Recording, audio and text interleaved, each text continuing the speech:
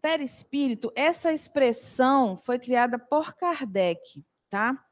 Então, vocês vão achar outros nomes que vão falar do mesmo conceito, inclusive de autores espíritas. O próprio André Luiz, ele usa corpo espiritual, tem autores que vão usar psicossoma, o Hernani Guimarães vai falar do modelo organizador biológico.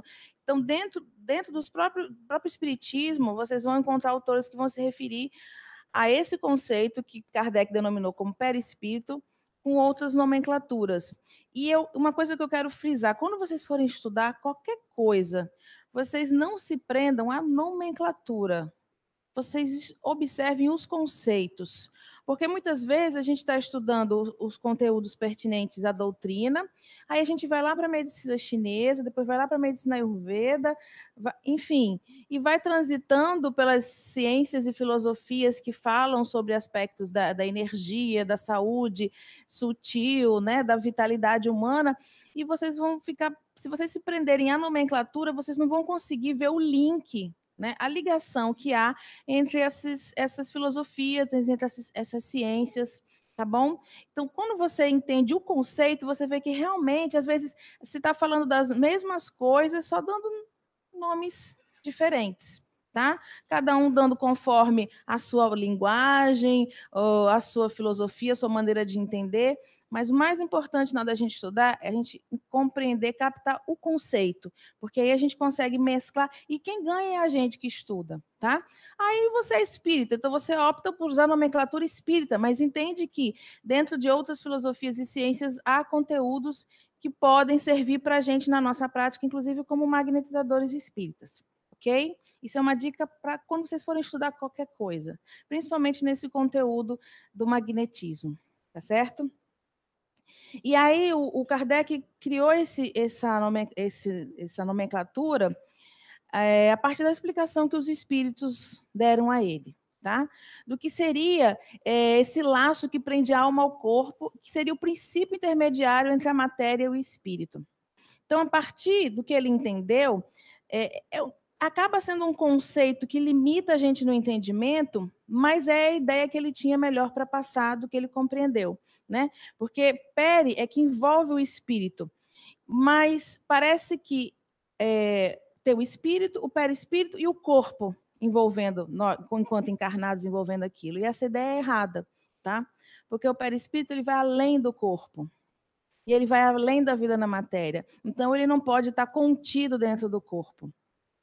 Tá? E o espírito se expressa e se comunica com a vida, seja na matéria ou fora ou no mundo espiritual, através do perispírito.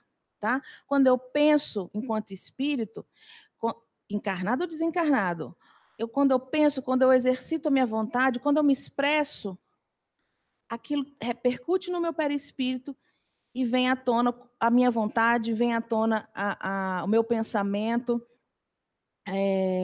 enfim, aquilo que permeia o meu espírito, que vem a partir do meu espírito. Porque o espírito por si só, e aí gera um pouco de confusão quando a gente vai ler o livro dos espíritos, porque a gente sabe que tem um princípio material e o princípio espiritual, né? Que forma tudo no universo. Tem Deus e a partir dele vem o princípio espiritual e o princípio material. Ok? Isso é conceito básico da doutrina. Então, estou falando com espíritas, acredito que a maioria pelo menos seja, então não é novidade o que eu estou falando. E aí, a partir desses dois princípios, a gente tem o nosso perispírito é formado a partir do princípio material e o espírito a partir do princípio espiritual. Só que Kardec, como bom perguntador, bom investigador, ele vai querendo saber se o espírito é matéria. E os espíritos dizem, em outras palavras, que não matéria como a gente entende, não viria do mesmo princípio onde vem o perispírito e a matéria orgânica. Mas, desde que nada não existe, sim, ele é um tipo de matéria, mas que foge completamente à nossa compreensão, tá? Então, isso não desqualifica essa didática de a gente entender que há um princípio espiritual e um princípio material. Então, o espírito, como centelha divina, como princípio inteligente, ele não existe solto no universo. Ele precisa de uma identidade, de uma individualização. E o perispírito é que dá essa individualização para o espírito, para que ele exista como identidade no universo, tá? Então, a partir da nossa criação como espírito, a gente tem o nosso perispírito, e o perispírito vai evoluindo à medida que nós, espíritos, também vamos evoluindo. Se reencarnamos num planeta como a Terra, a gente tem um perispírito compatível com a evolução e com a qualidade moral do nosso planeta. À medida que a gente vai evoluindo, não só em outros planetas, mas dentro desse próprio planeta, eu também vou sutilizando, dentro das possibilidades que se há de sutilizar o próprio perispírito. A partir do momento que eu chego no nível máximo, eu já tenho condições de reencarnar em outro planeta. Então, meu perispírito continua se sutilizando, porque eu também vou me moralizando, tá certo? Até que a gente chega nos planetas, né, mais elevados, onde o próprio perispírito é a matéria que o espírito precisa para reencarnar. Isso tudo está no livro dos espíritos, tá? E que, infelizmente, nós espíritas ainda fazemos muito pouco uso para compreender a base da doutrina. E que a gente precisa desses conceitos primeiros. Por que eu estou gastando tempo falando disso? Porque esses conceitos vão clareando quando a gente pega um assunto tão complexo como o perispírito. As pessoas às vezes pulam, não, eu quero só conhecer sobre perispírito. A mesma coisa magnetismo. Eu vou lá, só quero conhecer as técnicas de passe, vou só estudar as técnicas. Mas se você não conhece um assunto como esse, o que você vai tratar no indivíduo? Como é que você vai saber a relação do perispírito com o espírito? Quem adoece primeiro, quem influencia quem? E o que o perispírito está fazendo nessa relação entre corpo e espírito? Tá? Então, são esses conceitos básicos que a gente precisa aprender para que fique mais fácil a gente chegar num assunto como esse. Ok? Isso é das primeiras explicações básicas sobre perispírito que está no livro dos Espíritos. Ele é o laço que prende a alma, ou seja, o princípio inteligente, ao corpo, tá? E ele vai fazer a ligação do espírito com o corpo. Essa tríade que somos formados, enquanto encarnados, porque a gente está falando de perispírito, mas o perispírito vai com a gente para onde a gente for. Então, enquanto encarnados, nós somos uma tríade. E o perispírito é que vai fazer toda a relação do que vem do espírito e pode impressionar o corpo, e o que vem do corpo impressiona o espírito. Tá? Então, a natureza do perispírito. Isso está lá na Gênese. Capítulo 14 da Gênese, tem um outro agora também que ele fala de perispírito, que é o capítulo... No capítulo 15 tem o capítulo 14. Tem um outro capítulo que eu sempre esqueço ele, que é lá mais no início, não sei se é o 7, não, 11, que ele também vai falar disso. Que vão dar, para nós magnetizadores, é imprescindível a gente ler, no mínimo, o capítulo 14 da Gênese.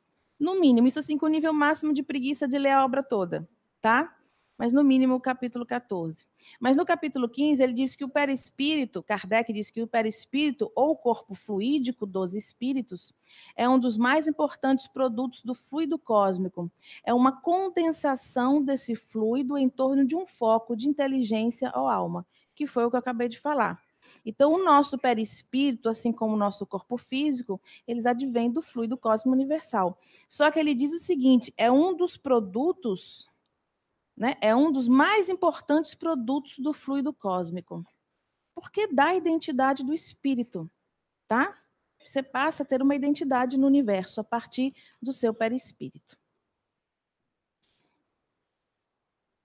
E aí a formação, algumas características que a gente pode falar da formação do perispírito.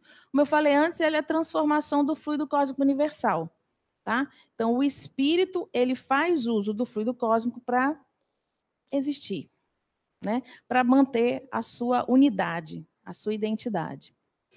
Ele é formado dos fluidos do mundo onde se encontra. Então, se eu estou encarnada na Terra, eu vou fazer uso dos fluidos que permeiam aquele planeta. Só que esses fluidos, todos estamos, moralmente falando, enquanto reencarnantes da Terra, na mesma faixa vibratória. Agora, essa faixa é uma faixa, não é uma linha. Então, dentro dessa faixa, eu tenho, vamos falar agora dos fluidos que permeiam a Terra, que constituem o planeta Terra. Desses fluidos, como se fosse a atmosfera que cercasse para o nosso planeta, que envolvesse o nosso planeta, essa porção de fluido universal, ela é uma faixa onde tem fluidos dos mais densos, é uma faixa toda densa. Mas dentro dessa faixa densa eu tenho as porções que são mais densas até as porções que são mais sutis. Mas tudo, de uma maneira genérica, é denso, com incompatibilidade com a vida no nosso planeta. Só que nós, também, como espíritos, em questão de evolução, estamos também numa faixa.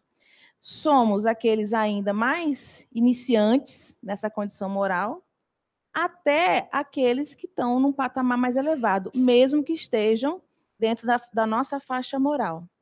Então, é claro que um espírito que, mesmo reencarnante da Terra, já esteja moralmente muito melhor do que a maioria de nós, ele vai procurar fazer sempre uso, né? Ele vai usufruir, tanto para constituir o seu corpo, quanto para a manutenção do seu perispírito, daqueles fluidos daquela faixa que estão mais sutis, os mais sutis possíveis, tá?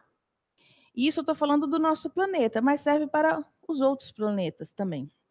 Mas o nosso, que a gente ainda está numa condição mais perto da origem do que do fim, né, no que diz respeito à evolução, em condição moral, a gente vai trabalhar com essa ideia. Por exemplo, um espírito que venha como missionário. Ele vem e já é reencarnante de outro planeta melhor do que o nosso. Ele vem como missionário. Mas para reencarnar aqui, ele vai ter que fazer uso dos fluidos, ele vai ter que permear o perispírito dele com os fluidos pertinentes ao planeta Terra. Só que ele vai usar o quê? Ele vai usar aquelas porções dessa faixa de fluido cósmico que cerca o nosso planeta, ele vai usar aquela porção mais sutil para poder reencarnar e também para produzir a sua matéria orgânica, tá? Então, ainda que sejamos ignorantes para entender como foi o processo reencarnatório do Cristo no planeta Terra há mais de 2.000 anos atrás, que devia ser mais difícil ainda a condição moral do planeta, imaginemos que qualidade, que tipo de fluido teve que fazer uso. Eram os mais sutis disponíveis, mas mesmo assim estavam muito aquém da condição moral dele. Mas foi desses fluidos mais sutis que estavam disponíveis no nosso planeta que ele também foi fazer uso. Né? Claro que o reencarne dele teve uma complexidade maior do que mesmo um espírito missionário venha a reencarnar na Terra. Mas a gente pode ter um raciocínio lógico em cima disso, tá certo? E é isso que eu gosto sempre de fazer quando eu estou dando uma aula, quando eu estou num grupo de estudo, que é para a gente basear as coisas em raciocínios. Nem sempre os raciocínios que para a gente são lógicos, eles estão completamente certos, mas se eles têm um encadeamento de lógica, eles vão fugindo mais do erro e se aproximando mais do acerto.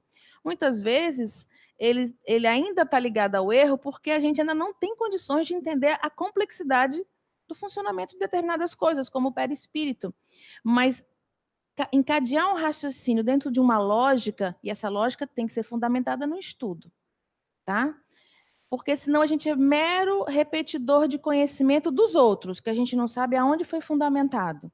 Então, conhecer a base, no caso, nós espíritas, conhecer a base da doutrina, para sermos magnetizadores, conhecer o que os magnetizadores clássicos, o que os magnetizadores contemporâneos sérios têm deixado, têm escrito, têm apresentado, e a gente fazer as nossas reflexões, para a gente não sair por aí repetindo só o que os outros dizem como se aquilo fosse uma verdade. Quando disserem, e mesmo os espíritos chegarem a dizer assim, o espírito tal me disse que é para fazer desse jeito. Você perguntou ele por que é para fazer desse jeito? Não, mas ele é o espírito fulano de tal. Mas pergunta a ele, gente. Ou você não quer entender? Você só quer obedecer? Né? Eu sou muito chata nesse assunto. A pessoa tem que, não é que me convencer, mas eu tenho que entender, porque eu não posso fazer como uma mera repetidora, senão eu vou fazer automaticamente. Né?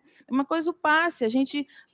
Não vou dizer muito antigamente, mas vou ser otimista. Antigamente, a gente tinha nas casas espíritas, muito antigamente, aquele passe que a gente fazia automatizado, botava a mão, ou balançava os braços, vá com Jesus e acabou. Hoje não, hoje nós estudamos o magnetismo, nós aplicamos passe com conhecimento do que estamos fazendo, hoje, né? Porque não existe mais aquele passe mecânico, automático, que nós não raciocinávamos o que estava fazendo. Não, olha o outro fazendo, copia e faz.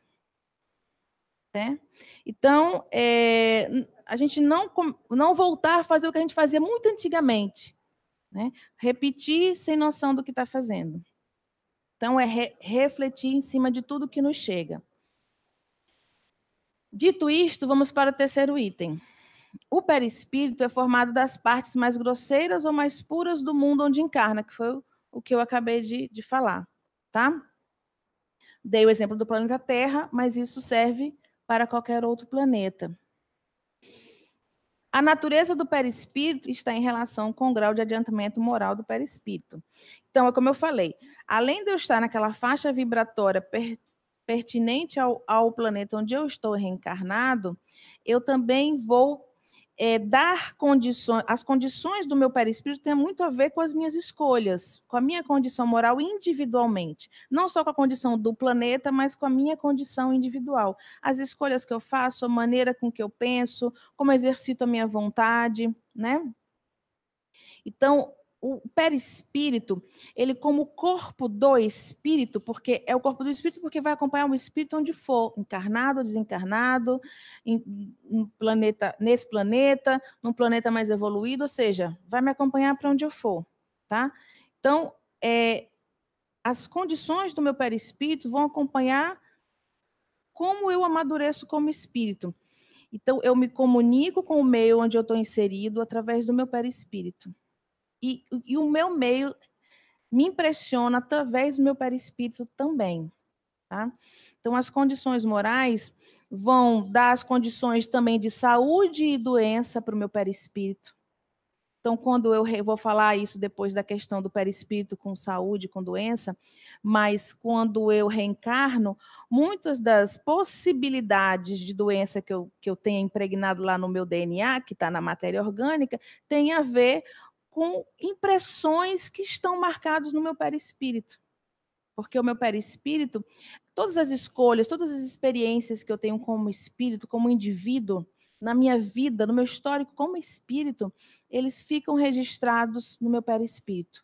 Ali é o meu arcabouço psíquico, tá? Aqueles registros, eles podem ser meras lembranças, como quem escreve num livro a própria história e vai virando a página, e um dia você pode até voltar a ler, mas aquilo não repercute mais em você, porque realmente você virou a página. Mas pode ser um registro de algo que você não tenha resolvido. Uma página que você teve que virar porque você teve que adiantar o seu passo, mas que você não aceitou. Tem alguma coisa, algum ranço, um mal-entendido, alguma coisa que não foi digerida, dissolvida, que está ali. E aquele registro tem uma marca diferente. E aquilo pode eclodir como uma doença psíquica, uma doença orgânica, no futuro próximo, num futuro distante, mas é uma marca que está no meu perispírito. Tá? Então, quando a gente fala muito de expiação, de prova, isso é uma expiação, uma prova, genericamente, a gente sabe o que é expiação, o que é prova, mas aquilo, na verdade, advém de um registro psíquico, ou seja, da minha alma, que está marcada no meu perispírito. É ali onde eu levo todo o meu aprendizado, todas as minhas experiências, certo?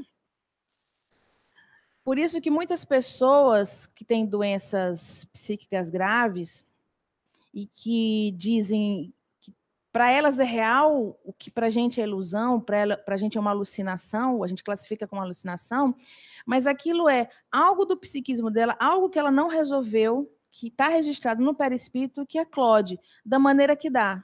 Porque a matéria é limitada, a memória da matéria, né, que está ligada ao cérebro, ela é limitada. A memória perispiritual ela é gigantesca, tá? Nosso perispírito, ele tem, e a gente vai falar aqui de corpos, de regiões mais diversas, e que esses registros a gente não sabe precisar onde é que pode ficar gravado. Mas mesmo enquanto encarnados, aquilo pode eclodir. Às vezes a pessoa vive uma vida tranquila, ela sofre um trauma. Às vezes um acidente de carro, não machucou sério nem nada, mas aquilo está ligado a algo que ainda é um registro incômodo lá que está no seu perispírito. E surge, às vezes, um trauma que você não consegue resolver, e até eclode, a partir dali, uma doença psíquica grave, como uma esquizofrenia, como uma síndrome do pânico, né? Enfim, e tantas outras, uns surtos psicóticos que demoram a ser resolvidos. e a gente acha que está tudo na mente física, ou seja, na região cerebral, no sistema nervoso central. Na verdade, está no espírito. Mas aonde? No espírito? O espírito não tem como estar no espírito, mas está registrado no perispírito, tá? O resultado de nós mesmos está gravado no nosso perispírito. E a partir do momento que encarnamos, essas impressões perispirituais podem vir à tona no corpo físico. De uma maneira consensual, para aqueles que já têm um amadurecimento, entendem as necessidades de passarem por aquele processo, enquanto reencarnado, e de outros de uma maneira mesmo educativa e meio inconsciente, que aquilo repercute no corpo, mesmo que o espírito não tenha amadurecimento para entender que aquilo vai acontecer, que aquilo vai repercutir na saúde física quando ele reencarnar, tá? Mas é porque está no nosso perispírito. Formação, agora vamos falar das funções. Bom, o perispírito, funções, eu selecionei aquelas mais relevantes. Se a gente for ler livros como o do Zalmino Zimmermann, né, uma Bíblia desse tamanho assim, chamada Perispírito, sobre funções, sobre propriedades, ele vai esmiuçar bastante. Porque, na verdade, ele é resultado de uma pesquisa grande que ele fez por obras importantes, ele colocou ali como se fosse um compêndio, né? Ele reuniu o que ele achava de mais valioso dessas obras que ele pesquisou e colocou ali à nossa disposição.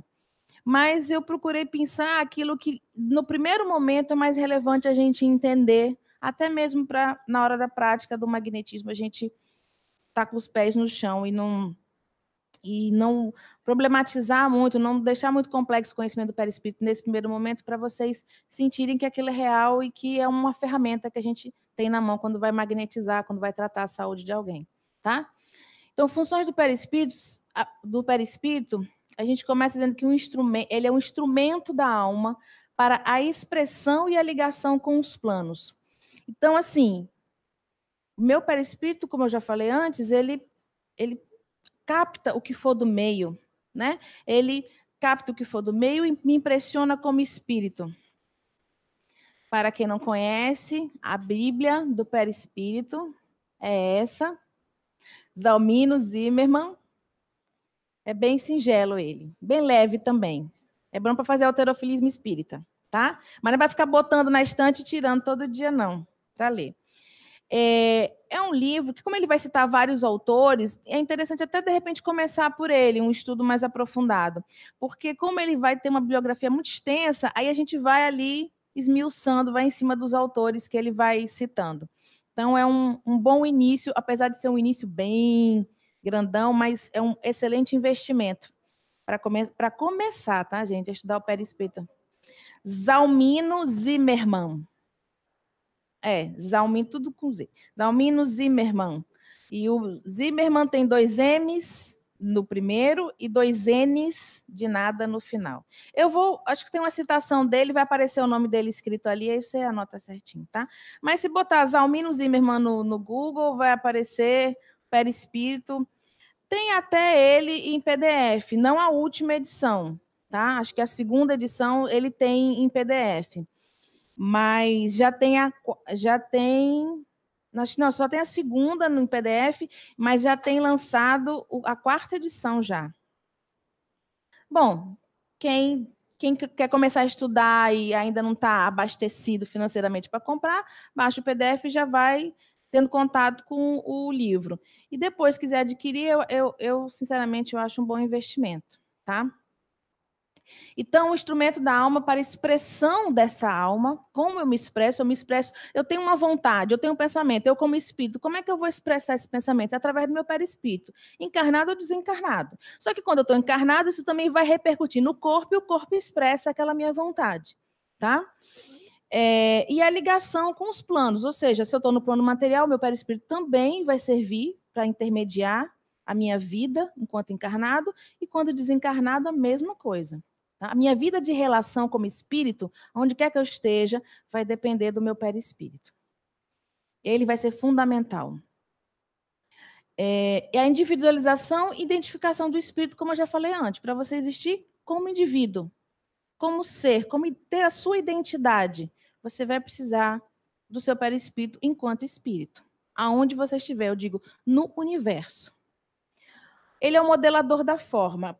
Então, quando a gente reencarna, a gente fala de perispírito, a gente pensa assim, dos corpos, né? Dos corpos que formam o perispírito, a gente fala dos centros de força, mas o perispírito, ele é um modelo organizador biológico, sim, porque a gente tem células perispirituais, quando a gente está reencarnado, a gente vai falar daqui a pouco, uma porção do perispírito, que é aquela que está mais próxima da matéria orgânica, é a que gerencia mais diretamente, as funções orgânicas, que é o duplo etérico. Qual é a nomenclatura mais comum, tá certo?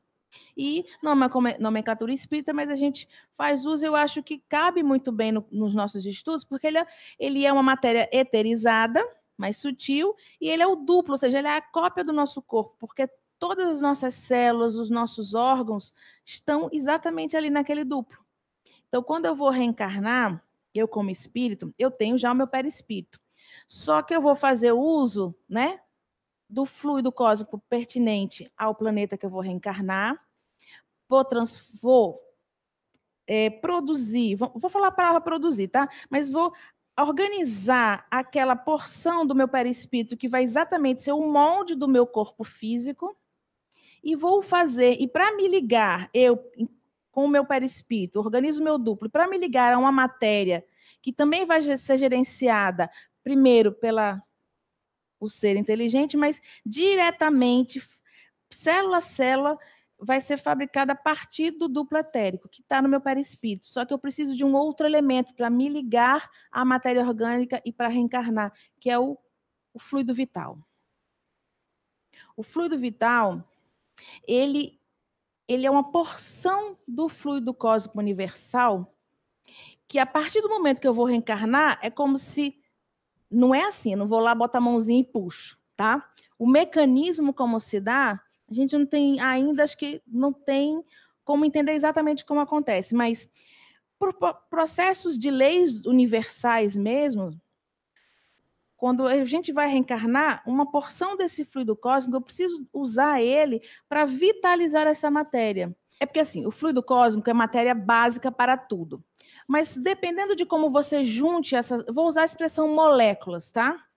Que vem da química. Então, por exemplo, um carbono, um hidrogênio, um nitrogênio, são átomos que estão soltos no universo, tá? Mas não é... Estou só fazendo um parâmetro para a gente entender o que eu quero chegar no fluido cósmico. Só que, dependendo da quantidade de carbonos, de hidrogênios, de oxigênios e de outros elementos, dependendo de como eu junte em quantidade e quem eu una a quem, eu vou formar elementos diferentes que vão ter funções absolutamente diferentes. Umas podem ser tóxicas, outras podem ser benéficas, outras podem ser imprescindíveis para a nossa vida enquanto encarnados, para o nosso corpo físico, mas são elementos que estão ali. Quando eu junto eu pego 2 desses, junto com um desse e formo um determinado elemento, eu posso formar uma molécula de água. Mas se eu já boto outro oxigênio, em vez de H2O, ou seja, 2 de hidrogênio de oxigênio, eu já junto outro de oxigênio, eu já tenho um outro elemento que não vai servir para a gente como serve a água, porque eu já vou ter a água oxigenada, tá? Dependendo de como eu uno esses elementos, eles estão disponíveis para nós no universo, aqui. Estão disponíveis para nós esses elementos. Mas como eu pego esses elementos e uno, eu vou dar função diferente, vou fazer com que eles reajam de uma maneira tão específica que eles só funcionem daquele jeito. Entendeu? Então, mesmo vamos lá para o fluido cósmico. Quando eu pego porções do fluido cósmico e junto daquela maneira para exercer uma função específica, ele vai simplesmente virar aquilo que ele se predestinou a virar. Deu para entender? Não, né? Tudo bem. É porque eu gosto de fazer a relação com a química, porque eu acho que vai ficando mais fácil, mas eu não sei, todo mundo tem entendimento quando eu falo da química, tá? Porque, basicamente, nós somos construídos de átomos e de moléculas. E o nosso corpo orgânico é formado de células, que é a unidade morfofuncional da constituição do nosso corpo. Mas mesmo as células, elas precisam dos átomos, dessas moléculas, para fazer absolutamente tudo que elas precisam fazer, para a produção de energia, e energia que vitaliza e que dá a sustentação do nosso corpo. Então, a proteína, a gente fala, as proteínas, os aminoácidos, a glicose.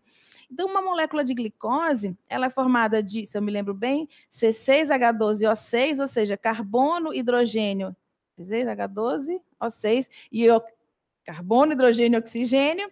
Mas se eu pegar esse carbono, hidrogênio e oxigênio e mudar um oxigênio ou um hidrogênio naquela molécula, ele já deixa de ser uma glicose, já passa a ser um composto completamente diferente, e que só por causa de um pedacinho que eu tiro ali, de um átomozinho que eu tiro, já tem uma função absolutamente diferente, que talvez seja até nociva para o nosso corpo, desde que a glicose é um dos maiores combustíveis que a nossa célula precisa. Deu para entender o diferencial? Então, quando eu pego porções do fluido cósmico, eu vou reencarnar, eu pego aquelas porções específicas e trago para mim, para vitalizar essa matéria, eu tenho o fluido cósmico, eu tenho o fluido vital.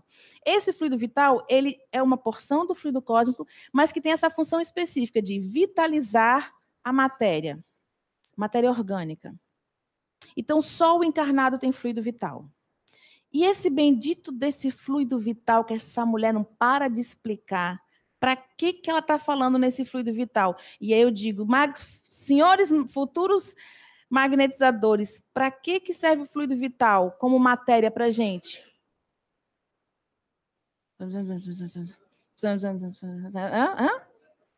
A vida. Mas para nós magnetizadores,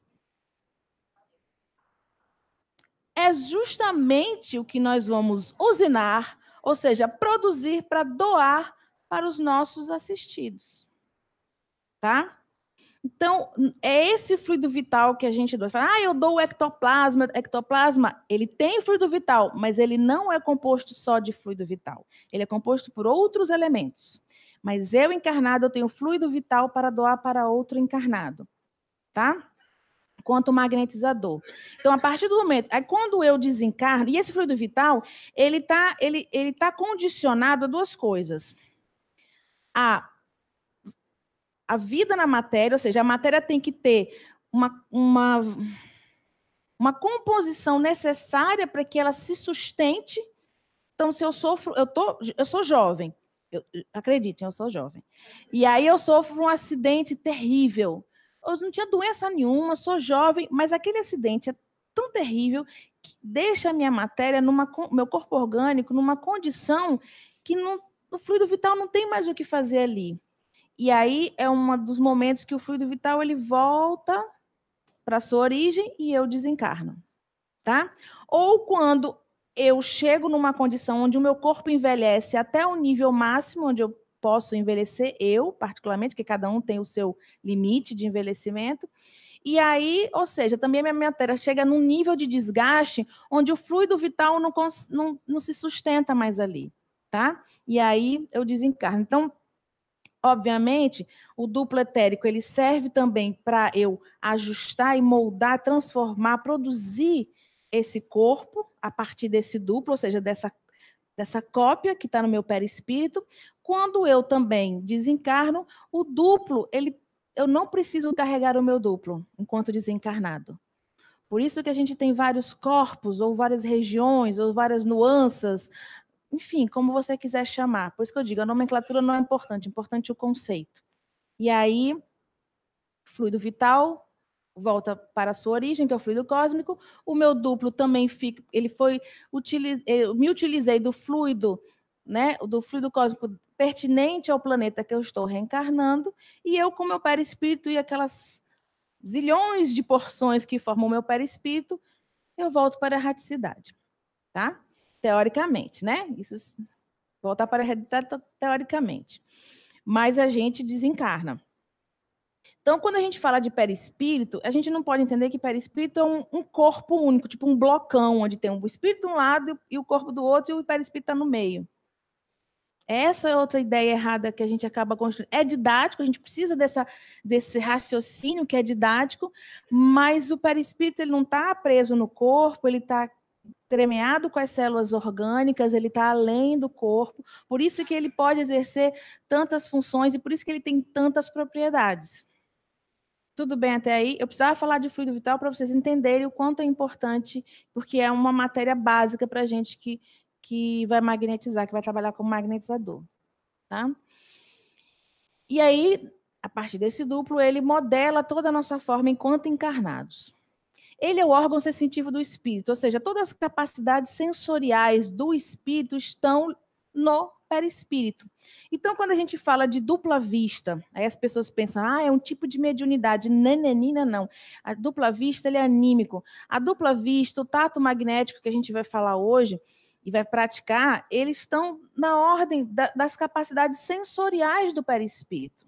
Então, quando eu digo assim, a gente passei ali a mão, estou fazendo o tato, não é a capacidade sensorial do seu sistema nervoso central, do seu sistema nervoso periférico e traduzido pelo seu nervoso central. Aí é uma capacidade perispiritual. Aí as pessoas têm a expectativa de sentir calor, sentir frio, sentir choque.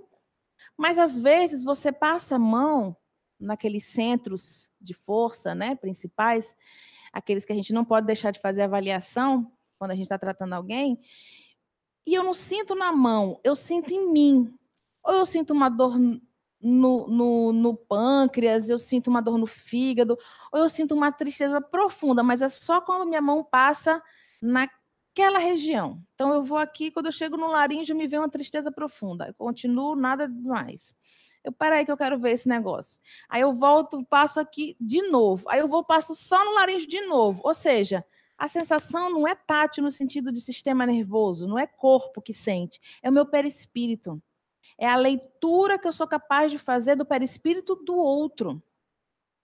E como o perispírito está muito ligado ao corpo físico, porque ele é o gerenciador do corpo físico, eu também tenho capacidade de perceber as desordens orgânicas daquele indivíduo que eu estou diagnosticando, que eu estou me propondo a tratar.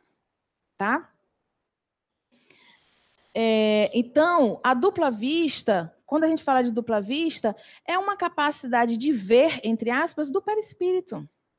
E o perispírito ele não tem órgãos localizados como o nosso corpo tem. O perispírito ele vê, ele escuta, ele sente cheiros, ele é capaz de captar emoções por todo ele. E eu não preciso estar em transe. Eu não preciso estar em transe aqui, fora do corpo, né? Emancipado profundamente, longe do corpo para poder. Não. Eu só preciso permitir que o meu perispírito é que faça essa leitura, não me prenda à minha capacidade visual orgânica, que está ligada aos meus olhos, mas eu permita que o meu perispírito, eu entre naquele mínimo estado, que a gente pode dizer vulgarmente, estado alterado de consciência, que é para nós o que é espíritas, é quando eu usufruo das capacidades sensoriais do meu perispírito. Porque ele faz parte de mim muito mais tempo do que o meu corpo orgânico. E a gente usufrui quase nada das capacidades sensoriais do perispírito. A telepatia é uma capacidade sensorial do perispírito. A gente podia se comunicar telepaticamente muito mais. Mas a gente está muito preso, a gente é muito racional, a gente está muito no concreto, no que a matéria pode me oferecer. O que sensorialmente a matéria me oferece? E aí eu fico amarrado naquilo. Tá? E aí, quando é alguma capacidade do perispírito que vem, que eu capto alguma coisa, leio o pensamento, aí eu já falo, não, são os espíritos, é o meu mentor que está me dizendo, não, é o teu colega do lado. Tá?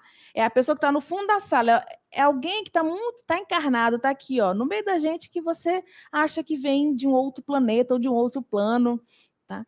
Então, essas capacidades, a gente usufrui delas o tempo inteiro, só que a gente quer sempre explicar pela lógica do corpo, pelas capacidades sensoriais do corpo. Desde que o perispírito tem capacidades muito mais amplas, sensoriais muito maiores, mais amplas do que a nossa matéria. E a gente pode treinar, por quê? Porque é anímico, é meu. Eu não preciso de um espírito para ter dupla vista. Eu preciso só de ter o meu perispírito. Para ter dupla vista, para fazer um bom tato, para fazer telepatia, para emancipar. Porque quando a gente dorme e que vai para outros lugares e volta com aquele registro de que sonhou alguma coisa, eu não preciso de espíritos para dormir e para sonhar, preciso? Não, porque é uma capacidade minha. Eu o meu metabolismo físico, ele diminui ao nível basal, ou seja, manutenção da vida, e aí, ó, eu emancipo. Meu perispírito, ele se expande e o meu espírito vai aonde ele quiser. Às vezes ele vai até o lado da cama, porque às vezes ele está tão amarrado nas coisas da matéria, nas preocupações, nas ansiedades, alguma coisa que está prendendo ele ao corpo, que ele fica ali a noite inteira do lado da cama. E tem outros que vão para os píncaros da glória, ou vão para lugares que são impróprios de dizer nesse momento. Tá? Então, veículo das comunicações mediúnicas e anímicas. Anímico é tudo que é da ordem minha, eu espírito, eu alma, eu ser, tá? E anímico tem a ver com alma e tem a ver diretamente com o meu próprio perispírito, seja o encarnado ou desencarnado. E mediúnico é quando tem um outro perispírito de um desencarnado. Então, como se dá uma comunicação mediúnica? Precisa do meu perispírito. Ok, então eu sou médium, psicofônico ou de psicografia, eu entro no transe mediúnico, ou seja, meu perispírito expande. Quando o meu perispírito expande, o perispírito do desencarnado se liga ao meu perispírito, ou seja, ninguém possui o meu corpo, tá? Ninguém toma conta do meu corpo, a não ser que eu permita.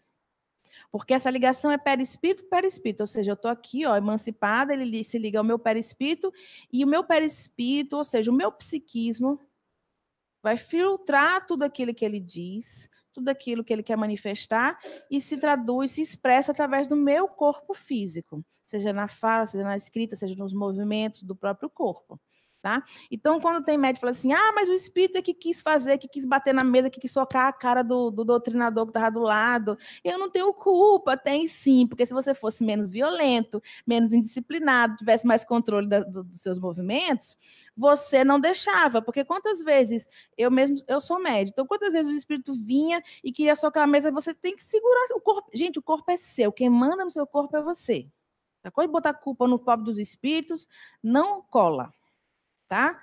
Mas por quê? Porque passa pelo meu perispírito, tem toda uma filtragem do meu psiquismo. Então, se eu tenho similaridade moral, né, de conduta, de escolhas de vida com aquele indivíduo que está se comunicando, vai ficar difícil para mim fazer essa filtragem. Se eu estou acostumada a falar palavrão à torta e direito, como é que o espírito vai falar um palavrão? Como é que eu vou filtrar? Se para mim é natural aquela linguagem, se para mim é natural eu me aborrecer e socar as coisas, jogar as coisas no chão, aí o espírito chega, quer quebrar a mesa, quer sair, bater a cadeira. Como é que eu vou ter condições de filtrar? Se psicicamente eu estou ligada àquele tipo de atitude, àquele tipo de conduta. Tá? Então, são ligações perispirituais. Então, o veículo da comunicação, tanto mediúnica quanto anímica. Ok? Sobre mediúnica e anímica, eu vou falar um pouquinho mais daqui a pouco sobre a gente citar sobre emancipação. Ok? Deixa eu ver o horário, vamos nós. Aqui, eu gosto muito dessa citação de Kardec, porque há muitos anos eu venho incomodada, muitos anos mesmo, mais 10 anos, mais de 10 anos, eu venho incomodada, sim, a necessidade de estudar o perispírito. Gente, a gente tem que estudar o perispírito, é tão fundamental. E olha que eu conhecia muito, eu não conheço muita coisa, mas eu conhecia muito menos do que eu conheço hoje, sobre magnetismo, sobre espiritismo. Mas sempre me incomodou. Eu tinha, assim, como se fosse uma certeza de que nós precisamos estudar mais o perispírito. Aí, um belo dia, eu estou lendo lá um livro de Leon Denis e tem uma citação uma citação de Kardec do Livro dos Médiuns. Eu prontamente fui lá no meu amigo e encontrei no Livro dos Médiuns, segunda parte, capítulo 1, que fala da ação dos espíritos sobre a matéria. Onde ele diz, isso é pincei dentro de um contexto, tá? Mas não muda o que ele fala aqui. Não está mesmo fora do contexto, era isso que ele queria dizer. Somente faremos notar que no conhecimento do perispírito está a chave de inúmeros problemas até hoje insolúveis. Ou seja, tem pouca importância se conhecer esse tal desse perispírito, né? E aí Kardec vai valorizar um fenômeno como o sonambulismo, onde ele diz que é um recurso fantástico para a gente conhecer a alma humana. E o sonambulismo se dá por quê? O que é o sonambulismo? É um fenômeno de emancipação da alma. Como é que essa alma emancipa? Quando o seu perispírito expande. E tá aí a gente volta para onde? Para o perispírito. Preciso conhecer o perispírito para saber como é que é emancipar. Como é que é o perispírito? Como é que é? O perispírito estica para um lado, para o outro, vai para onde e cresce que nem um... Como é que é? Eu preciso entender o perispírito para entender um fenômeno que Kardec valorizou tanto. Para a gente conhecer a alma humana, um recurso como a emancipação da alma e como o sonambulismo, que é um fenômeno de emancipação da alma, é fundamental. Mas eu preciso conhecer o perispírito, senão eu empaco, não avanço, tá? Só para registrar. Gosto muito desse rapazinho, Allan Kardec. Sou fã dele. Quando eu leio as obras dele, eu fico apaixonada. Dou beijinho no livro, abraço, Kardec, eu te amo. E gosto, assim, sinto que a minha inteligência é valorizada quando eu leio Kardec. Porque a maneira que ele escreve, ele valoriza a nossa inteligência. Ele cria uma linha de raciocínio, ele não joga lá, pá, o negócio e faz força para lhe convencer. Ele vai tramando aquele conhecimento e vai respeitando a sua capacidade de entender, vai respeitando a inteligência de quem está lendo. Usufruamos mais das obras de Kardec. Propriedades do perispírito. E aqui, quando vocês pegarem o Zalmino, o perispírito do Zalmino, quer dizer, o perispírito do Zalmino não, tá? O livro Perispírito do Zalmino, ele vai colocar muitas propriedades. E eu acho que era o papel dele mesmo, esmiuçar, esgarçar até onde ele podia para falar sobre perispírito. Mas eu quis pontuar aquilo que seria mais relevante para a gente, pelo menos nesse primeiro momento, para a gente começar a estudar e trabalhar com magnetismo. Plasticidade. Nós podemos, com o nosso perispírito, produzir coisas ligadas. Por exemplo, um espírito que chega numa reunião mediúnica e fala assim, eu tenho uma faca fincada em mim. Aquela faca, ela não existe. Ele pode ter sido esfaqueado e desencarnou através de uma facada, mas o quanto essa atitude desse outro alguém imprimiu no psiquismo dele, imprimiu no perispírito dele aquele registro danoso, doloroso, isso fica no psiquismo e ele consegue moldar no perispírito dele aquela estrutura que é material. Ou seja, ele realmente vê a faca porque o perispírito dele produz. Ele tem o registro é doloroso e ele ainda está preso àquele registro. Vocês entendem? E aí ele plasma mesmo aquela faca. E aí Kardec, na Revista Espírita, dá vários, se não me engano, no Livro dos Médiuns também, ele conta alguns casos de espíritos que aparecem, e eles aparecem com objetos que eles são peculiares enquanto encarnados, porque eles precisam ser reconhecidos pelos encarnados a quem eles estão se apresentando. Então, às vezes, uma caixinha de rapé, um cachimbo, um chapéu, né? O próprio Bezerra, dizem, né? Eu digo dizem porque eu ouvi dizer, eu não li em lugar nenhum. Mas, como o Bezerra é íntimo de muita gente, e tem muita gente que consegue falar dele com muita intimidade, e dizem que Bezerra, não sei se está escrito em algum lugar, tá? Por isso que eu estou falando dessa expressão, não como um deboche, mas também não perguntei se está escrito em alguma obra. Que Bezerra, no plano espiritual, ele não tem aquela imagem de velhinho de barba branca. A referência dele, perispiritual, é uma outra, e ele se apresenta do jeito que melhor lhe apraz, tá? Que melhor lhe convém. Mas quando ele vem para o nosso plano e ele precisa dizer que é ele que está ali trabalhando, colaborando, ou está ali envolvido com o nosso trabalho, ele se apresenta com aquela barbinha branca. Porque a gente precisa entender que é Bezerra. Não, eu vi, porque eu vi a barbinha branca, os olhinhos claros e tal. Era Bezerra, né? Então, aquilo ali é a capacidade plástica do perispírito, tá? Claro que essa plasticidade, ela tem muito a ver, por exemplo, escolher ter uma faca fincada na sua barriga, escolher plasmar a sua imagem para ser reconhecido por alguém que você ama, isso mostra as condições morais dos espíritos, tá? Então, até essa plasticidade tem a ver, ela é norteada pela condição moral do espírito, ok? A expansibilidade. E aí a gente vai falar de emancipação. Essa capacidade de expandir. E quando a gente vai falar daqui a pouco que a gente é formado, nosso perispírito é formado por diversas regiões. E aí você pode chamar de corpos, de regiões, de nuances. Eu só não gosto da noção de camadas, porque não são camadas. E a gente vai mostrar uma imagem já para mostrar uma ideia. Foi o que eu mais cheguei, um videozinho minúsculo que eu acho que é onde eu consegui ver naquele vídeo uma ideia do que seria a relação desses corpos do perispírito. Porque quando a gente pensa em perispírito, a gente tem que abrir a nossa mente. Sair daquela visão didática de um espíritozinho aqui, um perispírito no meio, um corpinho do outro canto. A gente não pode ver a coisa em duas dimensões. A gente não pode ver o perispírito, nem pode explicar o perispírito por 3 dimensões, que é a que nós estamos inseridos. Nós, encarnados, estamos na 3ª dimensão, tá? Então, a gente tem 3 planos, né? Como é que é? Largura, profundidade e altura. Então, são 3 dimensões. Só que o perispírito, ele não... Enquanto encarnados, nós estamos na 3ª dimensão, mas o nosso perispírito é um elemento que tem funcionalidades e propriedades da 4ª dimensão, quiçá de outras, mas eu só dominei entender até a 4ª, tá? Porque a 5ª em diante já começou a fundir meus miolos. Mas eu acho que tem mais, o perispírito vai mais além. Até porque o nosso perispírito, enquanto expande, ele não só emancipa, ou seja, eu posso ir a outras regiões, mas eu posso caminhar no tempo. E o tempo tem a ver com a 4ª dimensão.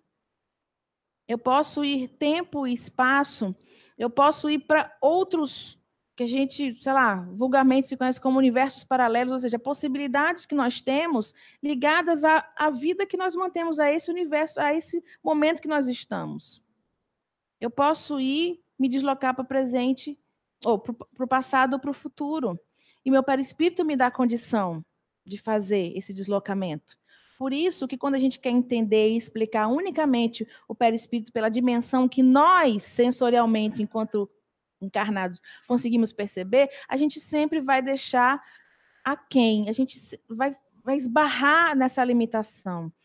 Então, abrir um pouco a nossa mente e tentar ver que existe algo além do que a gente pode palpar, e o perispírito a gente pode explicar. Então, para a gente entender quando o perispírito expande e porções do meu perispírito, ou corpos do meu perispírito podem levar o meu espírito, ou seja, o meu princípio inteligente pode ir, inclusive, para outros planos, ou pode ir para outras épocas, no futuro ou no passado.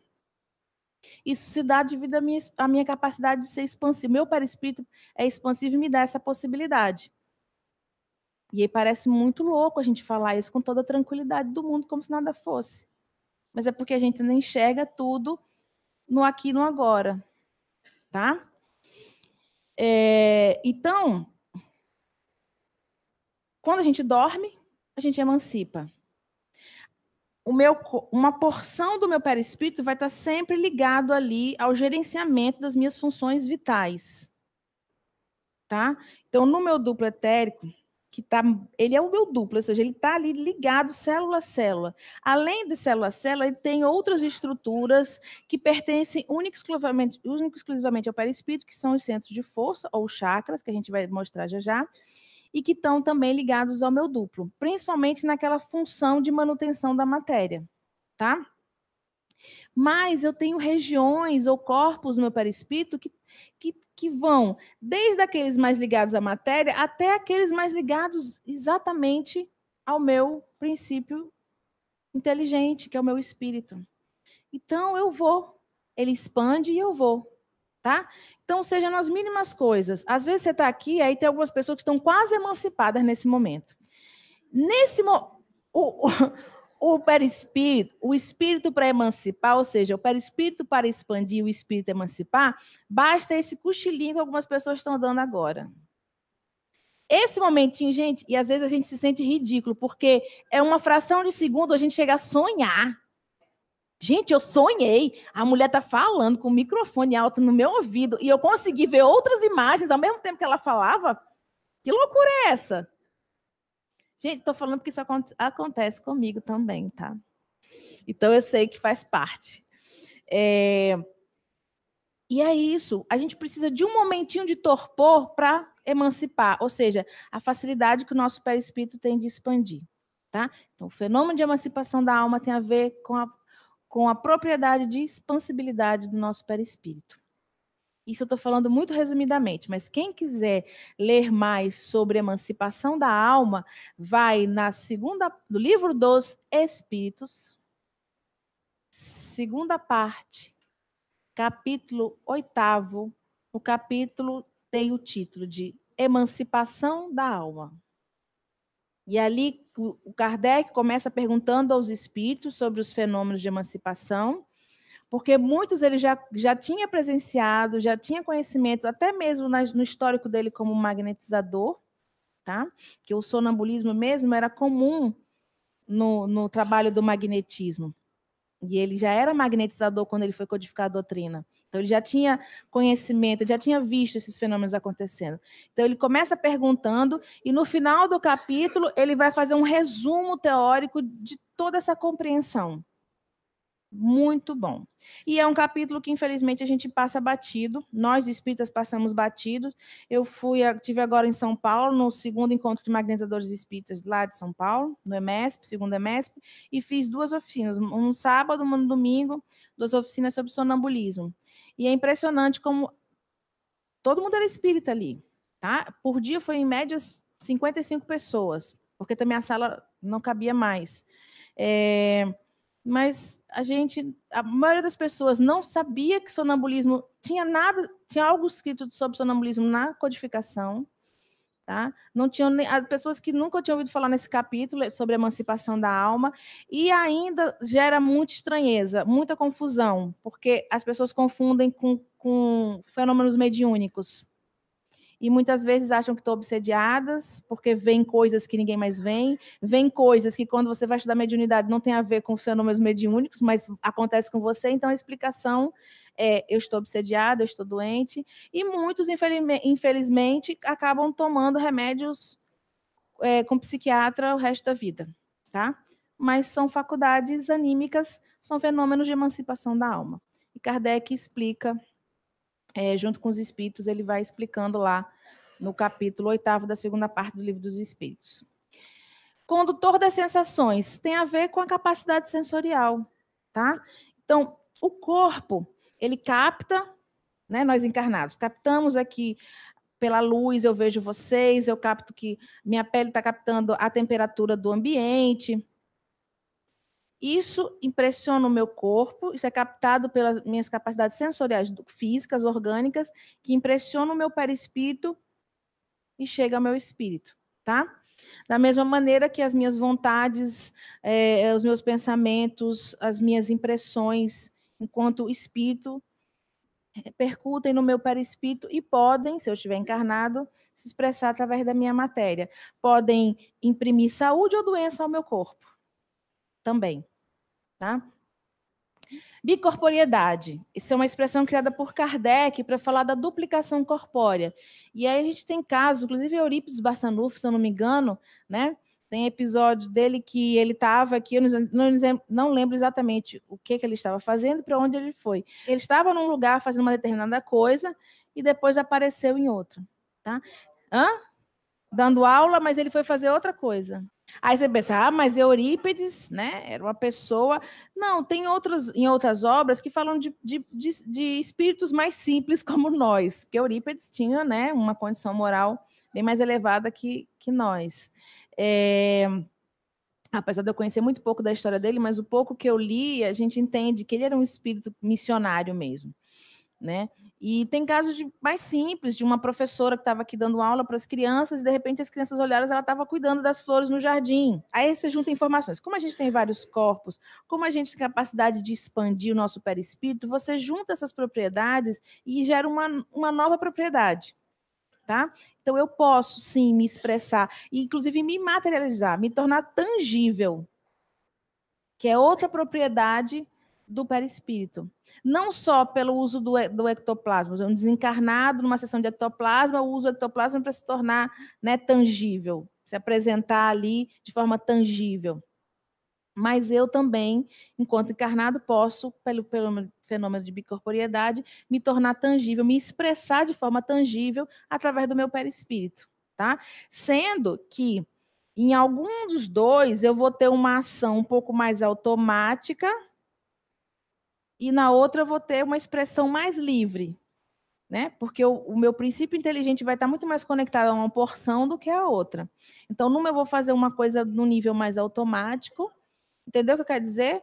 Sim, estou aqui, estou falando aquilo porque já está no automático, mas a minha expressão está muito mais focada naquele lugar onde eu precisei estar.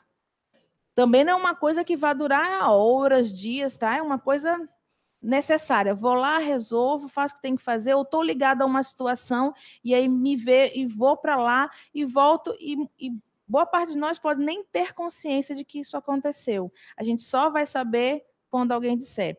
A gente teve um caso lá, eu sou de Aracaju, né? E eu participava de uma instituição de crianças com câncer, que cuidava de crianças com câncer. E aí, todo mês tinha a festa dos aniversariantes do mês. E tinha um garotinho, um pré-adolescente, que ele estava no processo da reincidência do câncer, do câncer dele, e estava hospitalizado. E ele estava muito, muito, muito afim de ir para a festinha. Então, ele estava angustiado, porque o médico não deu alta, realmente ele estava, né, o câncer tinha voltado, ele estava justamente naquele processo difícil da reincidência, mas ele estava muito ligado, ele queria muito, muito, muito estar naquela festinha. Tudo bem, ele acabou não indo, ele estava hospitalizado na hora da festa. Todo mundo sabia disso. Mas várias pessoas viram ele brincando, correndo, dançando, fazendo as coisas no meio da festa. Algumas pessoas ficaram preocupadas. Será que ele desencarnou? Não, mas quando liga para lá, não, ele está aqui, a mãe, não, ele está aqui, eu estou com ele está aqui deitadinho na cama, né? Então, isso é um fenômeno de bicorporiedade. É aquela vontade, aonde eu quero estar, onde eu preciso estar, onde tem algo mais forte querendo me levar. Então, eu através dessa propriedade do meu perispírito, eu posso me manifestar em outro local. Tangibilidade, eu já aproveitei e falei, né? Para o desencarnado, teria que usar o ectoplasma, que, entre outros componentes, também é formado do fluido vital do médium, que doa, né? Uma porção, componentes para a formação daquele ectoplasma, além dos fluidos do desencarnado, dos outros encarnados da sessão e elementos que vêm da própria natureza. Da própria natureza, eu digo até de plantas, tá? Que vão compor aquela substância chamada ectoplasma. Então, ele não é só fluido vital, que é a matéria-prima quando a gente trabalha magnetizando alguém. Ok? Que as pessoas falam, eu estou doando muito, está magnetizando, estou doando muito ectoplasma. Não, você está doando muito fluido vital. Aí me fizeram uma pergunta ontem, num curso que eu dei, uma formação que a gente está fazendo em outra casa espírita de magnetizadores. A pessoa falou assim, não, eu sei que na sessão de ectoplasmia a gente a gente tem sintomas muito semelhantes a esses que a gente falou, que a gente tem quando está usinando um fluido na hora da doação, né? Na hora da aplicação do magnetismo. É a mesma coisa, é diferente? Eu digo, olha, como você tem que usinar o fluido vital para compor o ectoplasma, a sensação é a mesma, porque eu também vou usinar fluido vital através de um determinado centro de força, ou de mais de um centro de força, dependendo do caso, para aplicar o passe magnético, tá? Então, inicialmente, a produção me dá pode ser, se for pelo gástrico, então vai dar um arroto, pode me dar pontadas, né? Pode me gerar gases. Então, são manifestações da usinagem, da produção do fluido vital, mas que não necessariamente vão formar o ectoplasma, tá? Então, as pessoas acham, porque estão trabalhando ali, eu senti uma coisa, eu sinto que quando eu começo a bocejar, estou aplicando passo, começo a bocejar, eu estou doando ectoplasma. Não, são manifestações de produção, de usinagem de fluido vital, e muitas vezes os bocejos podem até ser fluidos, que na hora que a gente está trabalhando, a gente também está reciclando os fluidos, as energias do outro. Tá? Eu não só dou energia, eu sirvo como uma máquina de hemodiálise, onde eu, teoricamente, estou saudável, então eu tenho condição de reciclar, de ressignificar aquela energia do indivíduo que está doente naquele momento. E muitas vezes a gente tem maneiras de expurgar aquela energia, eu reciclo uma quantidade, aquilo que não é reciclado também pode sair em forma de bocejo. E o bocejo também pode significar pode caracterizar uma usinagem de fluido vital ali na hora da aplicação do passe. Certo? Sei que não está certo não, mas vão anotando aí, tirem a dúvida já já comigo. Já já eu vou abrir para a gente falar disso. Visibilidade parece a mesma coisa de tangibilidade, mas a visibilidade é quando um espírito desencarnado se torna visível para alguém. Não necessariamente de forma tangível. Ou esse indivíduo, ou quem vê, tem a mediunidade que lhe dá a capacidade de ver, tem a vidência, né? Ou seja, essa função que Kardec chama de mediunidade é uma função orgânica de ver espíritos, e ele vê, ou o espírito, o espírito, o desencarnado, torna o seu perispírito visível para aquele indivíduo, ou para aqueles indivíduos, mas não necessariamente se torna tangível, não necessariamente se materializa, tá? Ao ponto de que todo mundo consiga vê-lo, ok? Então, visibilidade e tangibilidade não necessariamente são propriedades do perispírito, mas não necessariamente são a mesma coisa. E penetrabilidade. Penetrabilidade, eu coloquei um texto do Zalmino, mas eu não vou ler isso tudo aqui não, juro por Deus, não. Vou resumir, mas isso aqui tudo vai ficar disponível no site para vocês, tá? Ali, ó, Zalmino Zimmermann, pode copiar ali direitinho.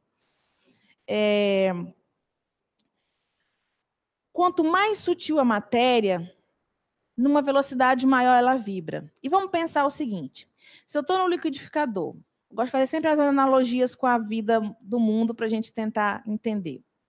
Se eu pego um liquidificador em casa e boto um líquidozinho, tipo um suquinho, uma coisinha, um suquinho de limão, e começa a bater, a hélice bate aquilo que às vezes você não vê nem se tem alguma coisa, né, que cor é aquilo de tão rápido, porque aquilo é muito fininho, ele gira muito rápido.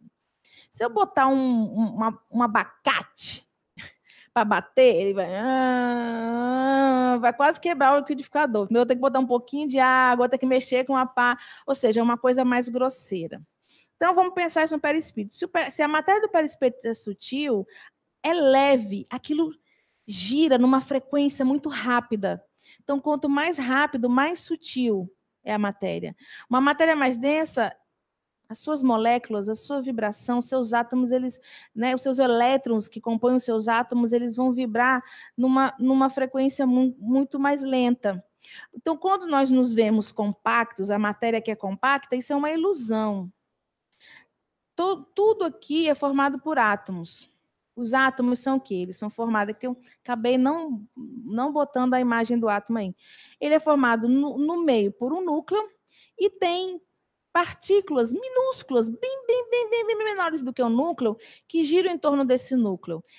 E se mantém cada um na sua rota, numa velocidade tal, e eles não se chocam, porque eles são mantidos por leis físicas de atração e de repulsão ali, certo?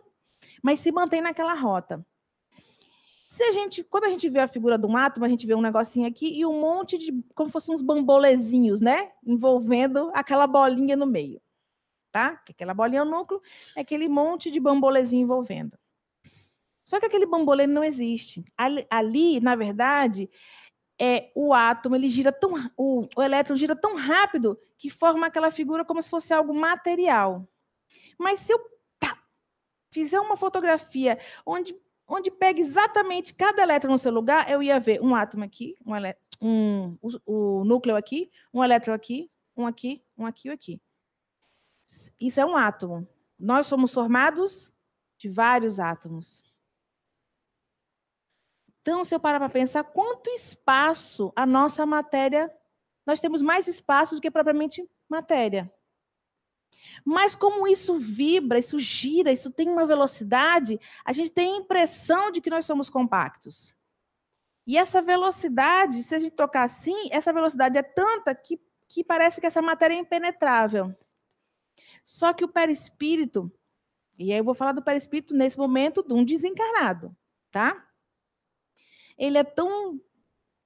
A matéria é tão mais sutil do que essa matéria que ele consegue ultrapassar todas as outras matérias. Por quê? Porque ele, além de vibrar numa frequência muito mais rápida, existem em todas as matérias esse tanto de espaços onde a gente pode, onde o perispírito do desencarnado pode, eu acho que o microfone, tá ouvindo? Tá ouvindo? Pode penetrar as outras matérias.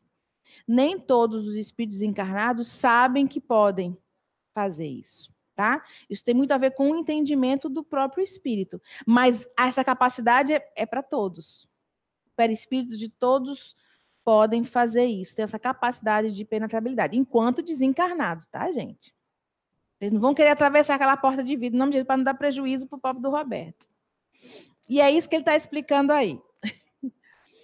E é aquela figurinha didática, bonitinha. Peguei a mais bonitinha que eu encontrei, mas isso é puramente didático. O perispírito não está assim, no meio de um e de outro.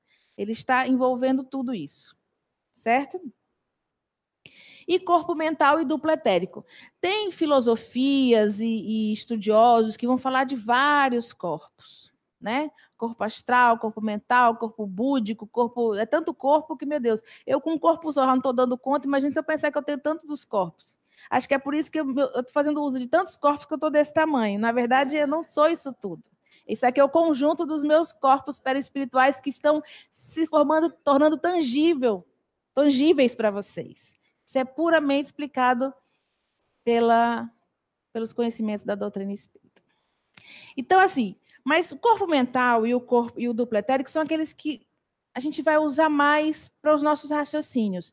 Então, o corpo mental seria aquela região do perispírito que está mais ligada diretamente ao espírito.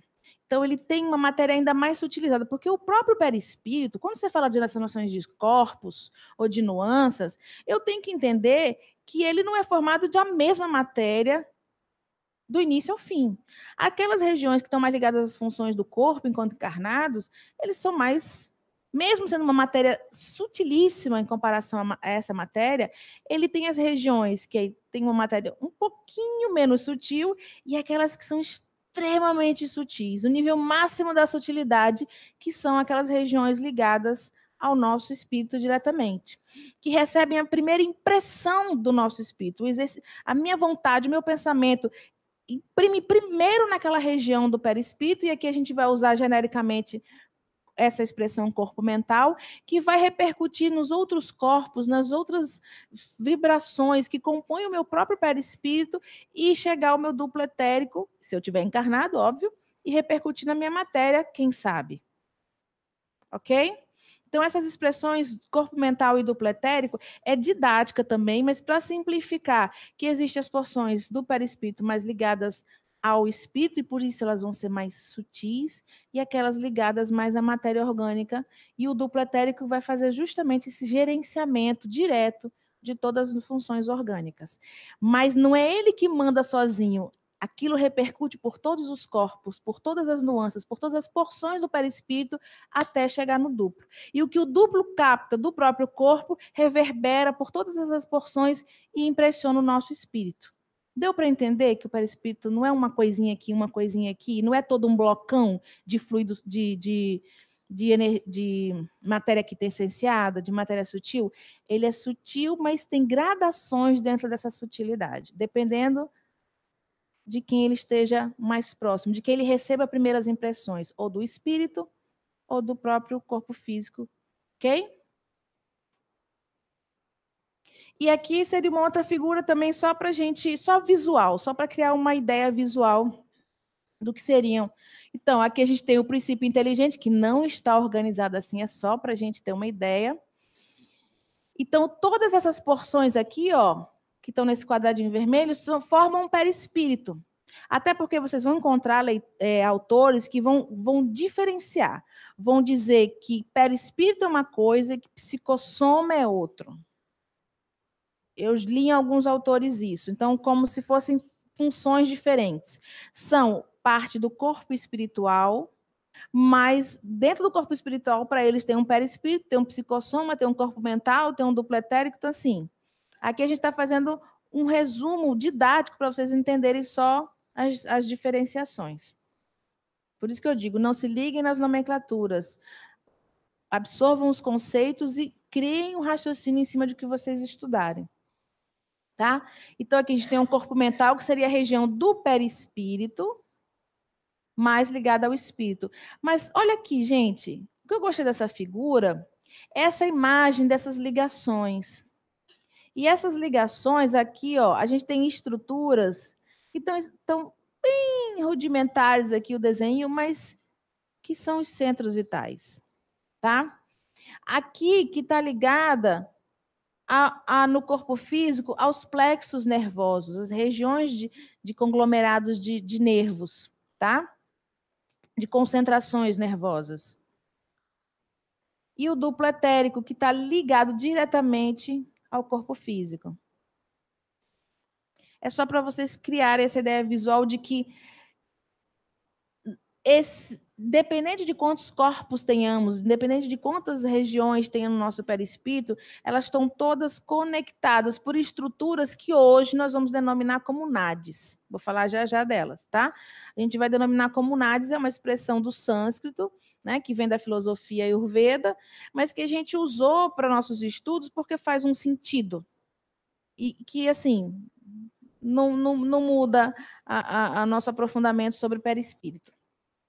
Tá? E aí eu vou precisar da ajuda do meu assessor tecnológico. Esse vídeo é aquilo... Eu vendo esse vídeo, eu tentar passar para vocês a ideia do que seriam as relações entre esses corpos, essas regiões do perispírito. Porque o perispírito é da ordem da quarta dimensão. Então, não é aquela coisa como aquele desenho ali, eu tenho um, outro, como fossem camadinhas de um bolo, e tenho algumas estruturas que ligam uns aos outros.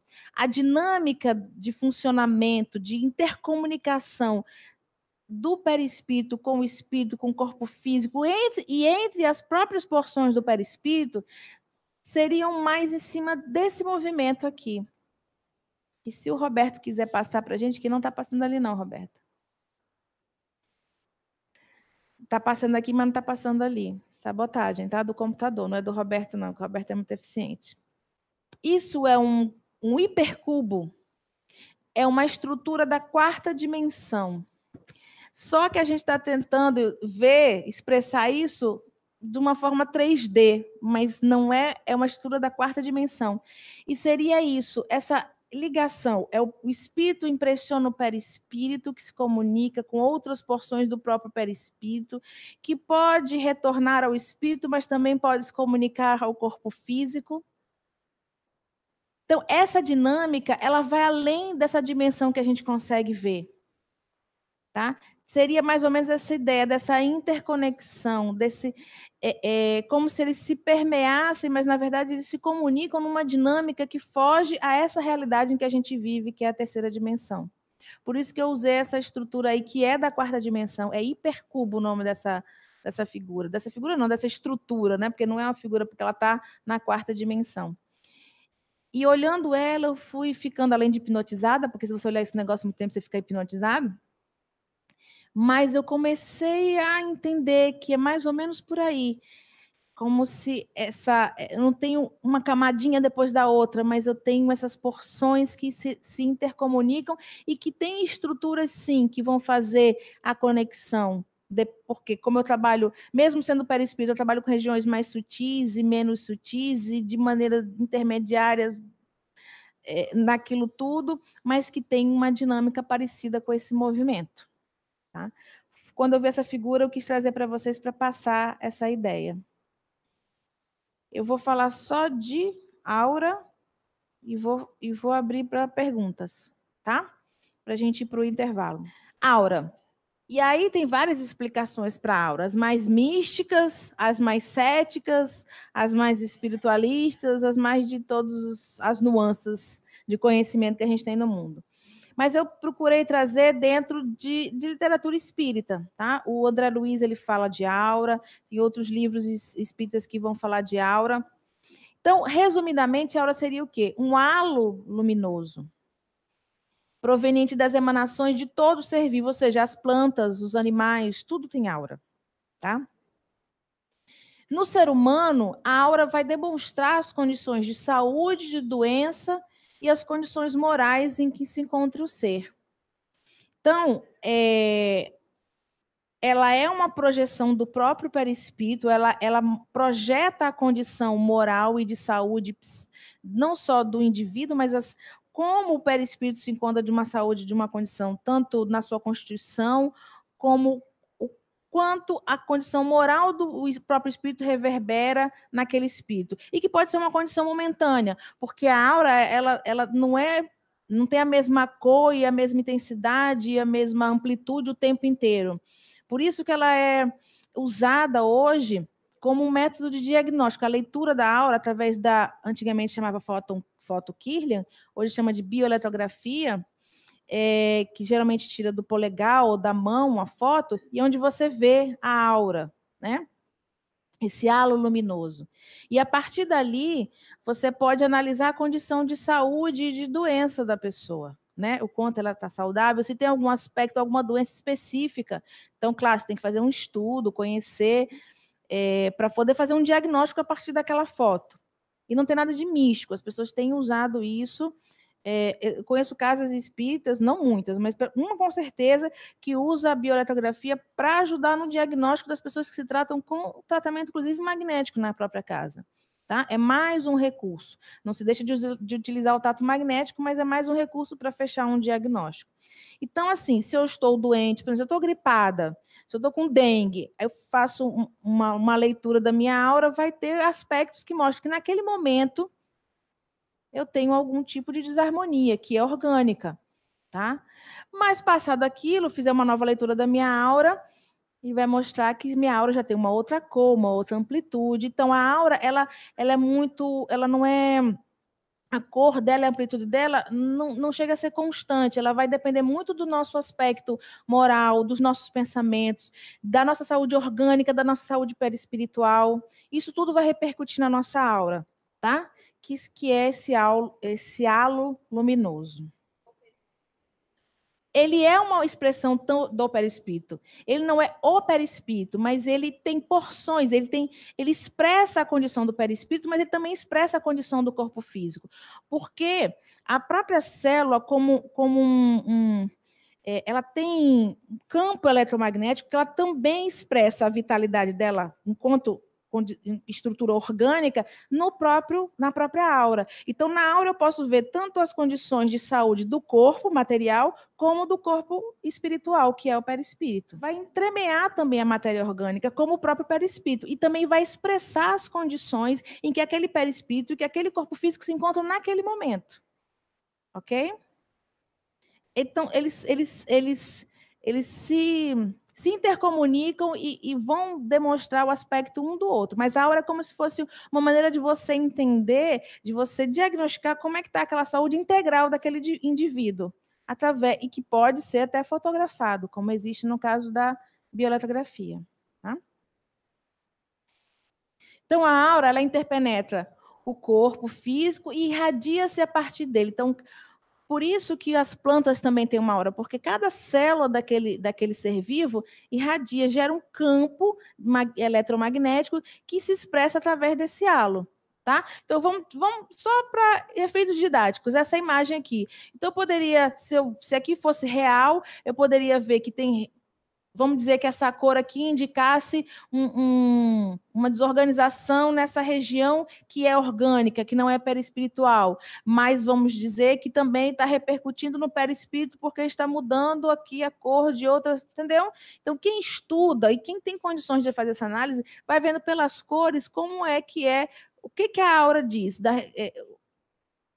como a saúde do corpo e do corpo perispiritual e do corpo orgânico está repercutindo, e essa repercussão se vê através da aura, tá?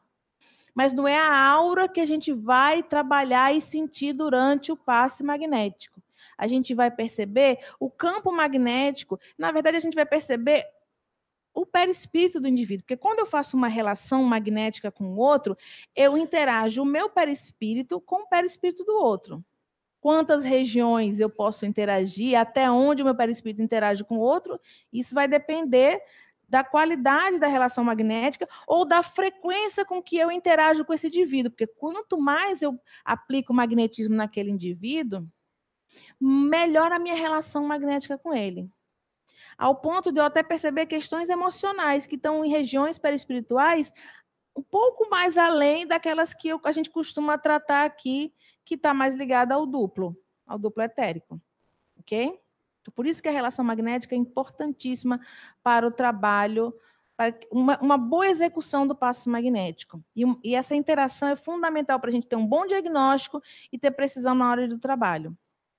A gente vai falar dela hoje, vai praticar. A aura sofre as influências dos pensamentos e da saúde física, emocional e espiritual.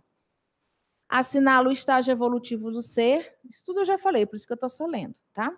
E é o halo energético de cores variadas. Essas cores vão representar se o estado é de saúde, se é de doença, se pode ser no corpo físico, se pode ser no perispírito, ok? Aqui eu também não vou ler, vou deixar para vocês, porque eu já falei disso tudo. Só para a gente ir para as perguntas. Sistemas fisioenergéticos está no programa, não está? Do pessoal, Roberta? Tá. Eu não vou falar disso, mas eu preciso citar, porque quando a gente fala de anatomia e fisiologia, a gente pensa de corpo físico. Mas o perispírito também tem a anatomia e a fisiologia dele. Também tem as estruturas que o compõem, tá? E eu não estou falando só do duplo etérico. E tem as estruturas, e tem a dinâmica de funcionamento. E aí vocês vão guardar aquela figura daquele hipercubo ali, interagindo dentro dele mesmo, com ele mesmo, tudo. Parece que tudo ao mesmo tempo agora, mas dentro de uma dinâmica bem interessante que foge à nossa compreensão enquanto encarnados. Ok? E aí a gente tem os sistemas físicos. Então, sistemas fisioenergéticos, por que essa expressão? Para mostrar que o tempo inteiro, o perispírito e o corpo físico, eles estão interagindo. Não tem como você, didaticamente, você pode até separar, mas funcionalmente, não tem como você dissociar os dois. Então, sistemas fisioenergéticos é para a gente entender que os sistemas físicos, como o sistema nervoso, circulatório, respiratório, eles têm uma interação com o perispírito através dos centros de força, através dos NADs, que fazem parte, os NADs, os centros de força, da anatomofisiologia do perispírito. Certo? Mas que o tempo inteiro há essa ligação entre eles, entre corpo e matéria. Não existem isolados, não são estanques. Um começa aqui, outro termina ali. Existe uma interpenetração, tá? Dessas estruturas. Existe um comando, mas não é um comando assim, solto, eu jogo uma coisa e chega lá. Não, existe uma comunicação entre os sistemas orgânicos e os sistemas energéticos. Por isso essa expressão, sistemas fisioenergéticos, tá? Da ligação do corpo material com o perispírito. E aí os centros de força, aí, Roberta, eu vou precisar da sua ajuda para passar aquele negócio, e a gente vai passar os centros de força e vai para as perguntas. Então, os centros de força, eles são fulcros ou vórtices energéticos situados nas confluências do perispírito com o corpo físico, tá? Então, naquela região do duplo, que está ligada, a gente vai ver o vórtice ali, é como se fosse um funil, né?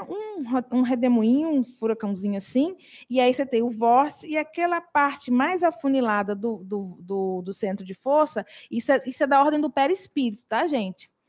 Ela vai estar ligada aos plexos do corpo orgânico. E aí a gente fala que eles giram no sentido horário. Importante a gente entender que a gente ainda não conhece a complexidade dos centros de força. Mas enquanto magnetizadores, o que é imprescindível, o que eu não posso duvidar, não posso esquecer, nem muito menos confundir, é que quando um centro de força, quando um chakra, ele quer absorver energia, ou seja, trazer essa energia para dentro do vórtice e a partir dali distribuir ou para regiões do perispírito ou para regiões do corpo físico, o giro dele é horário, como está naquela figura ali, tá? Então, o giro horário é quando ele capta essa energia e leva para as regiões, que ele se responsabiliza, sejam regiões perispirituais ou sejam regiões do próprio corpo orgânico, tá? Então, esse negócio, no sentido anti-horário, eu vou girar para poder... Não, esquece esse sentido anti-horário. Eu, magnetizador, eu vou sempre doar meus fluidos, vou sempre fazer técnicas no sentido horário. Porque se eu estou doando para o outro captar, ele vai sempre captar. O centro de força do outro, a quem eu estou doando, vai sempre captar no sentido horário. O meu vai captar no sentido horário. Então, se eu pego o fluido aqui do ambiente, os meus centros de força, eles estão girando no sentido horário para captar energia. Roberto chega perto de mim aqui, eu já dou uma sequestrada na energia dele. Então, os meus centros de força, eles estão no sentido horário para puxar a energia dele. Isso vocês não podem confundir. O giro horário é para absorver energia. Então, quando eu estou doando para o outro absorver a minha energia, eu tenho que doar. Se eu vou trabalhar uma técnica que gira, tem que ser no giro horário. Ok? Aí essa figura hipnótica também eu vou deixar depois para vocês não se confundirem. Tá? Aí a gente vai fazer agora, vou abrir para fazerem as perguntas. Meu Deus! E depois do intervalo, a gente vai finalizar e vai fazer a uma afirmação. Uma afirmação. Quem tem pergunta? Pois tendo a visão da alma, quem não tem pergunta? Goza de todas as faculdades do espírito livre da matéria. Por que Goza esta de todas as afirmativa faculdades? Goza de todas as faculdades do espírito livre da matéria. Livre da matéria, tá. Por que esta afirmativa é falsa? Essa pergunta está dentro do teste do módulo. Né? Ah, já quer cola, não vou responder, já não. Já quer cola. Está querendo cola. Gente... Mas pode falar. Nós estarmos livres da matéria, a gente tem que pensar... Eu falei várias vezes aqui. A gente está guiado pela nossa condição moral o tempo inteiro. O tempo inteiro. A nossa saúde física, perispiritual, como a gente conduz a nossa vida, as nossas escolhas, elas são guiadas pela nossa condição moral. Ponto. Quando eu, como sonâmbulo, estou emancipado, inclusive, eu faço uso de pensamentos que, por exemplo, na vida social, a gente usa máscaras, não tem como. A gente aprende a viver em sociedade. Eu não digo, uma pessoa me maltrata ou faz uma coisa comigo, eu dou uma filtrada, eu xingo ela de todos os nomes que eu conheci na minha cabeça, mas eu não vou falar, porque a vida social me dá esse verniz. Tá? Tem gente que não tem verniz, não, né? Mas a boa parte de nós, pelo menos quando não é provocada ao nível extremo, consegue manter esse verniz. Quando eu estou emancipado, eu uso os recursos disponíveis na minha alma de uma maneira muito mais escancarada. Então, como eu acredito, as coisas que eu acredito tanto em vigília quanto emancipado. Não importa. É como eu acredito, é como eu penso a vida. Então, se eu sou fantasioso com relação ao mundo espiritual, se eu sou vidrada em fenômeno, quando eu estou emancipada, essa coisa, esse deslumbre com relação ao mundo espiritual vai me acompanhar e vai ficar mais forte. Então, eu posso estar dizendo que eu estou lá nos píncaros da glória do mundo espiritual, desde que tem muito... Aquilo é minha imaginação, porque eu acredito. E como eu estou emancipado, aquilo fica mais vivo dentro de mim. Então, sim, eu me engano, porque eu estou amarrado ao jeito que eu penso. A minha condição moral, ela vai comigo onde eu for. E emancipado, isso fica muito mais escancarado. Certo? Por isso que a gente se engana. Não é voluntariamente a gente mente. Que eu vou perguntar, o sonâmbulo mente? Não, mas ele se engana, porque ele vai falar aquilo que ele acredita. Por isso que quando o sonâmbulo, ele é um sonâmbulo que foi magnetizado por alguém, cabe a um magnetizador passar todas as informações que ele traz pelo crivo da razão, para que ele não seja transformado num guru. É o problema de você usar um sonâmbulo e acreditar piamente que ele faz. Ah, mas eu estou vendo o espírito fulano de tal, ele está me dizendo isso. Você está vendo mesmo? Será que ele está vendo? Ou ele ama tanto aquele espírito que naquele momento ele acredita que vê? Não é nem que tem um espírito mistificador, não. É ele que cria aquela imagem pela ligação que ele tem com aquele espírito. Ponto. Entendeu? O sonambulismo magnético é provocado pela vontade do magnetizador, que influencia o paciente sempre através da sugestão explícita ou implícita. Por que esta afirmativa é falsa? Sempre pela sugestão... Menino, isso é teste para os alunos, é? Até, assim, isso, na verdade, não está no módulo perispírito, né? Está no módulo de emancipação da alma, do sonambulismo. Que até nessa lista de presença, a gente está perguntando se alguém tiver interesse no assunto, porque ele está publicado na ferramenta, mas a gente não tem um encontro presencial sobre isso. Né? E aí a gente pode depois conversar com alguém, né? Para falar sobre isso para a gente, entendeu? Mas repita a pergunta aí, que até eu fiquei assim, meu Deus do céu. Eu fiquei com misericórdia dos meninos fazendo esse teste. Vamos lá. O sonambulismo magnético é provocado pela vontade do magnetizador, que influencia o paciente através da sugestão explícita ou implícita. Está querendo dizer que é só sobre a sugestão que ele coloca a pessoa em sonambulismo. Que seria a hipnose, né? Porque a hipnose trabalha com a sugestão.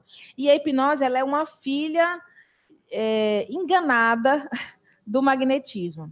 Mas isso se deve porque muitos magnetizadores acabaram desvirtuando o trabalho do magnetismo, usando os sonâmbulos para demonstrações públicas, como se fosse um teatro. E aí isso vai perdendo força. Isso vai perdendo a força. Aí chega um cara com a inteligência de James Braid, observa aquilo ali e diz assim, não, isso é sugestão. Isso não é magnetismo. E aí ele começa, isso eu estou falando muito en passant, até porque eu não tenho profundidade do conhecimento sobre a história do James Braid. Nisso a Dilson Mota deveria estar aqui falando sobre isso. Tá? Mas eu vou falar do que eu conheço. Mas vocês estudem e leiam sobre isso também. E aí James Braid, que foi quem deu esse nome hipnose e começou o trabalho de hipnose, e depois a hipnose cresceu muito, né? Várias pessoas estudaram e cada uma foi dando o seu tom, como o Erickson, que criou a hipnose ericksoniana, e outros tantos. Mas o James Braid que lançou a hipnose como terapia, negando justamente a existência do fluido, tá? Mas se você olhar, muitos hipnotistas, muitos hipnólogos, eles usam toque, eles tocam na pessoa, eles tocam na testa. Alguns usam, né, objetos e usam a voz. Muitos magnetizadores magnetizam pela voz. Eu tenho uma amiga que ela tem uma capacidade de magnetizar pela voz, que quando ela faz a prece inicial, quando a gente vai começar o trabalho de magnetismo, que ela faz a prece inicial, eu já fico... Esse minha irmã não demora muito nessa prece, não, eu vou embora, né? Então, assim, e em outros momentos eu vejo que quando ela fala, a gente se sente magnetizado. Então, mesmo a sugestão, em algum recurso, o magnetismo está entrando ali, tá? Porque para magnetizar alguém para entrar em transe, porque tem pessoas que são tão rápidas, elas entram em transe até você fazendo técnicas dispersivas. Às vezes você não precisa nem doar. Às vezes você chega com o seu perispírito perto do perispírito dela, ela te dá uma sequestrada nas energias, e se ela já tem a faculdade ali, já não é nem mais latente, já tem a faculdade já explodindo, aquele contato do seu perispírito com o perispírito dela, ou seja, onde você tem fluido vital ali, ela já e vai embora, tá? E aí você acha que é a sugestão. Por isso que diz assim, nem todos os sujeitos podem ser hipnotizados, porque nem todos têm essa facilidade de entrar em transe apenas por uma quantidade muito pequena de fluido. Então, mas muitos tocam, você pode olhar, tocam aqui no frontal, tocam no punho, tocam no ombro, dão um tapinha, ou seja, magnetiza. Né? E tem no YouTube e na internet várias pessoas que trabalham com hipnose que você vê, gente, isso é técnica de magnetismo. Tem um da Bahia, esqueci o nome dele, eu sempre esqueço o nome dele. Que ele é um magnetizador fantástico, mas ele diz que não, que ali é só hipnose. Ele leva a pessoa a um transe que ele faz a pessoa virar uma tábua, um pedaço de tábua. Ele pega a pessoa, bota a cabeça numa cadeira, o pé na outra, a pessoa fica sem nada embaixo, durinha. Mas ele só faz tocar a pessoa. Ele toca a cabeça da pessoa, pá, cai dura no transe. E ele não acredita em magnetismo. Mas ele é um magnetizador. Porque ele toca a cabeça da pessoa. E a pessoa fica num transe instantâneo. Agora imagine, né, o nível mesmérico de energia que ele possui dentro dele. Porque de mesmer para cima. Né, que é instantâneo. É aquela questão, né? Uma pessoa, por exemplo, que é surda, é cega, ou seja, não tem... Pelo fluido, é possível ela entrar no estado sonambúlico, independente de perceber, de ser sugestionada por algum dos sentidos. É isso que a gente quer esclarecer aqui, que, na verdade, a base para o fenômeno é o magnetismo. O fluido. O fluido. Né? E aí você, enquanto espírito, quando você emancipa o seu perispírito, você mesmo sendo cego, você pode ver imagens e ter referências de cores e tudo, porque isso está no seu registro perispiritual. Porque você já viu várias e várias, durante várias e várias encarnações, e na erreticidade você também enxerga, porque o perispírito, né, vê, sente e percebe por todo ele, não por um órgão específico. Diga, senhor Roberto. Bom, vamos lá. O que se pode fazer para que o registro psíquico mal resolvido seja suavizado ou, por que não resolvido, de modo a não causar doenças psicossomáticas? No caso, um registro seu de experiência, não é isso? De uma existência qualquer, ficou registrado e aquilo, como é que resolver aquilo para que ele não se transformar numa doença? Ok, boa pergunta, também quero saber. Quero muito saber. Porque no dia que a gente souber, as pessoas não vão mais adoecer. Esquizofrenia não vai ser mais um quadro grave. As pessoas não vão mais ter surtos psicóticos, não vão mais ter síndrome do pânico, não vão mais ter depressão. Eu quero saber também. Eu quero saber também. Porque, gente, a gente tem, por exemplo, eu acredito muito no magnetismo. Acredito piamente, acho que o magnetismo resolve qualquer tipo de problema de doença, de saúde, reorganiza tudo, tanto o corpo quanto o perispírito. O problema é a gente não sabe usar o magnetismo ainda em todas as suas vertentes. Então, o passe magnético, ele tem limitações para cura, para atingir o indivíduo. Mas o magnetismo ele pode ir longe. Você usar o magnetismo para trabalhar o psiquismo de alguém é possível, desde que você tenha que estudar muito mais do que a gente estuda para ser passista. Porque o passe magnético não alcança, mas o magnetismo alcança. E aí você tendo técnica, recursos técnicos na sua mão e tendo o conhecimento também do magnetismo, você pode levar a pessoa a observar. Eu estou falando de vidas passadas, não.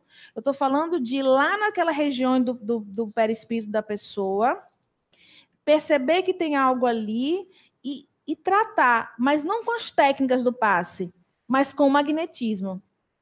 Vocês estão conseguindo perceber onde eu quero chegar?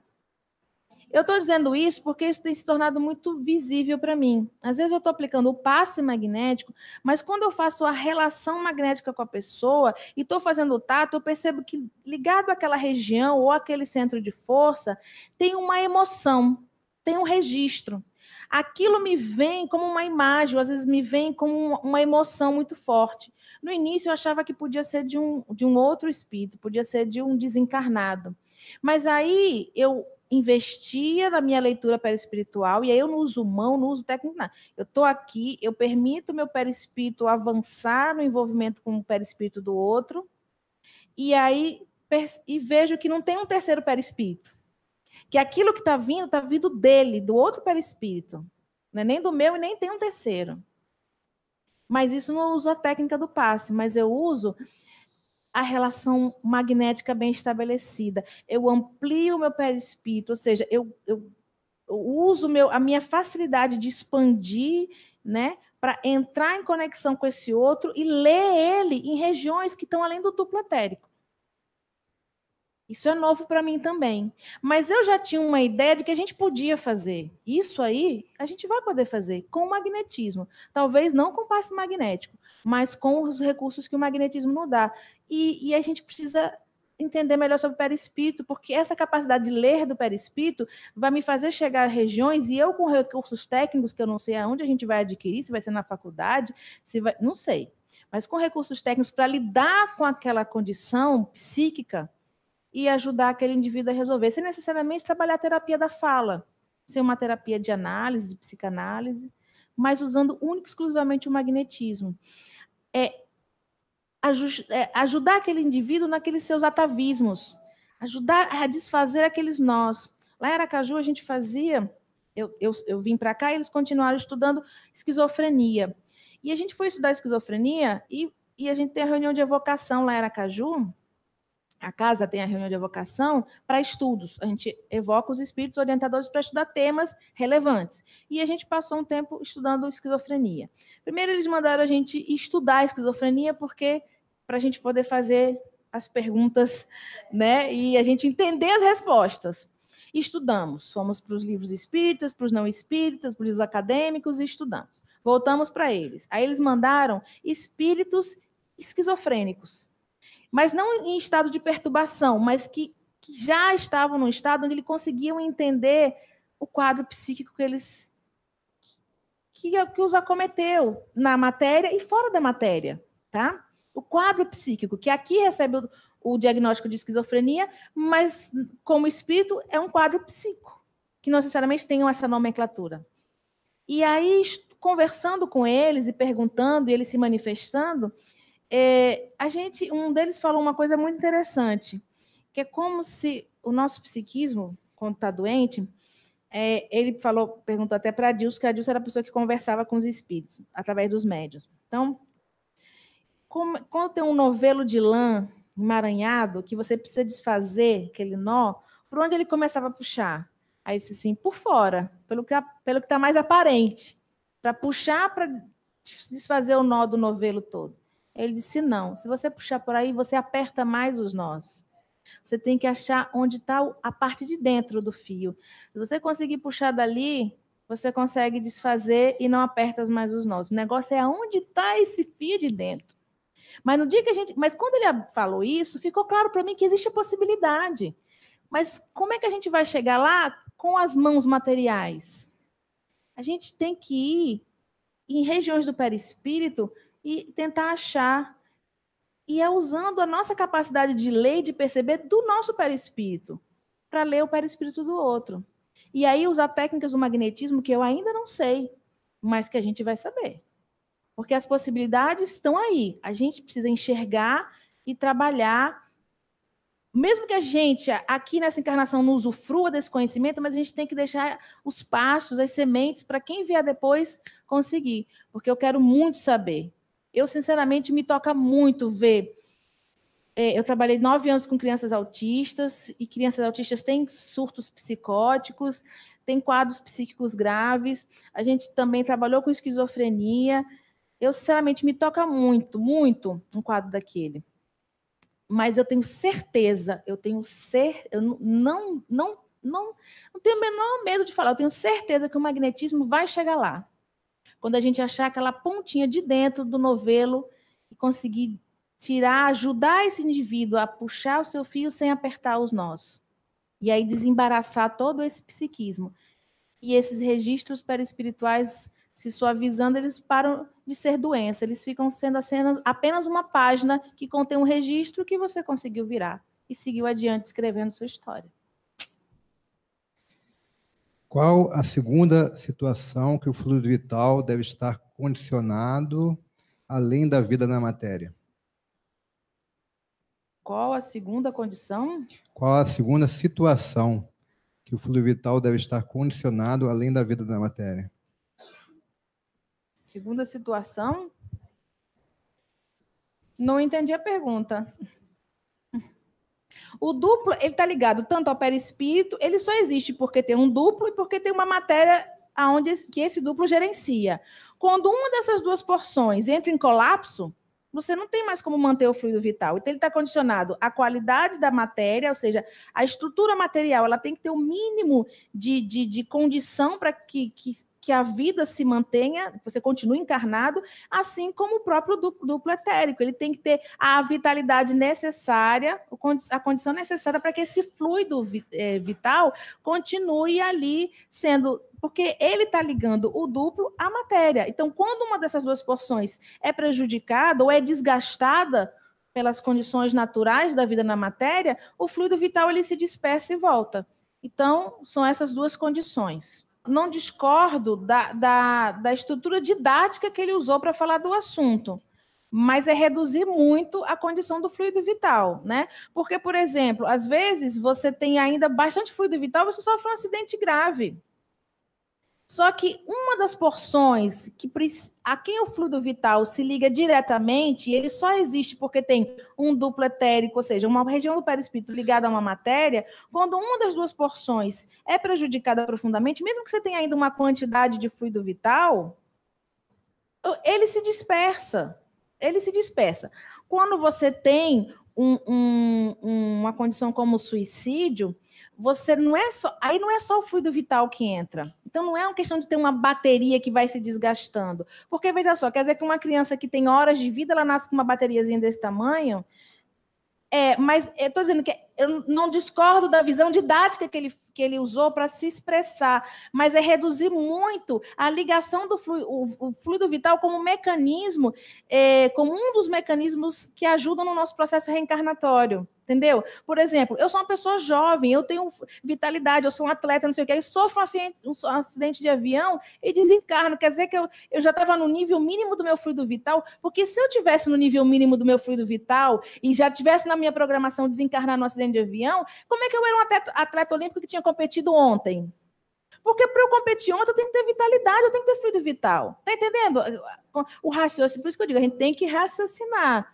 Então, não discordo dele na maneira didática, mas às vezes a maneira didática é como aquela figurinha ali que bota espírito, perispírito e corpo físico. Ela simplifica tanto que ela traduz de forma errada o que realmente é. Tá? Mas, assim, sou fã do André. Mas entendo, porque às vezes, durante muitos anos, eu tive que usar aquela figurinha ali e ficar naquilo. Mas eu comecei a pensar, gente, eu não posso subestimar a inteligência dos outros. Eu tenho que fundir o juízo de vocês, é a minha missão, ponto. Tá? Eu tenho que complicar de verdade e deixar com vocês as sementes para vocês procurarem o adubo certo, verem onde é que terreno é que melhor para plantar, ou seja, é a função de quem está diante do outro. Quando a gente simplifica para facilitar, esse facilitar às vezes vai podando tanto conhecimento que ele perde a sua essência. Tá? Um câncer é anulado pelo fluido vital ou é queimado pela vontade do magnetizador? Repita por obséquio. Um câncer é anulado pelo fluido vital ou é queimado pela vontade do magnetizador? Isso, no caso, eu ajudando alguém a vencer o câncer, né? Eu tratando alguém com câncer. Vai depender. Veja só. É o que eu digo, o magnetismo ele pode tudo. No dia que eu tiver certeza disso, eu vou fazer coisas que vão ser consideradas milagres para a maioria das pessoas encarnadas, sejam espíritas ou não espíritas. Então, se eu estou num quadro de metástase, aí vem aquele raciocínio. No quadro de metástase, as células orgânicas elas estão num processo de deteriorização tão grande que o fluido vital ele quase que já não consegue manter a vida na matéria, porque ele depende também de uma condição mínima das células orgânicas para também existir enquanto fluido vital ali naquele processo de reencarnação. Mas quando eu tenho uma coisa específica, como um câncer de mama, eu tanto posso, o meu magnetismo, o meu fluido vital, ele pode mudar a configuração. Não sei se vocês já ouviram palestras de Jacó, seminários, e a gente está usando muito encapsulamento, ou seja, eu posso criar, plasmar ali, através do meu fluido vital, uma cápsula que evite que o câncer, o tumor cresça, depois eu uso como se fosse um bombardeamento, como se fosse um laser mesmo, que vai matando, né? Aquelas células, vai desintegrando aquelas células, e aquelas células podem ser drenadas, e aí você pode criar drenos fluídicos, que você pode drenar até regiões de excreção do corpo humano. Tá? Como até o reto para sair pelas fezes e pode sair também pela bexiga para sair junto com a urina. Está sendo feito, está dando resultados. Mas tem outros casos e aí tem muito a ver com compatibilidade do magnetizador, compatibilidade magnética do magnetizador com o assistido, com o paciente. Então, se eu faço uma boa relação magnética, se o meu perispírito é mais compatível com o dele do que o outro, eu vou conseguir alcançar resultados com muito mais facilidade.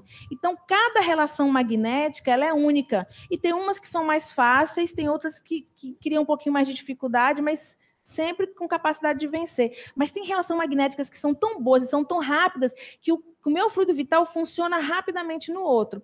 Então, quando a gente fala de magnetismo, a gente tem que avaliar também esses outros fatores, tá?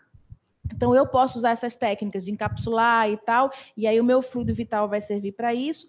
E o mais importante do que vencer o tumor que está no corpo físico é eu dar recursos para o perispírito para que ele se torne autossustentável, e essa é a função primeira do tratamento magnético. Não é só debelar o tumor, sendo que no perispírito eu não abasteci as estruturas que gerenciam aquelas funções, que gerenciam aqueles órgãos. É claro, se o psiquismo também não é trabalhado, vai ficar difícil.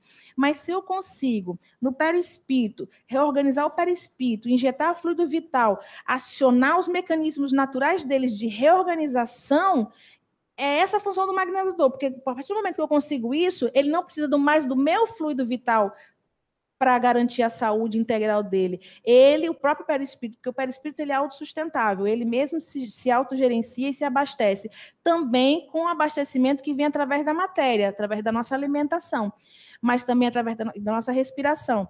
Mas ele tem mecanismos de absorção, inclusive próprios centros de força, que se abastecem nas trocas com o ambiente e com os próprios indivíduos. Tá? Se eu dou suporte energético, se eu dou fluido vital para o perispírito, que também produz fluido vital do encarnado, e ele consegue se revitalizar sozinho, eu já ganho muito. Aí depois eu vou no câncer.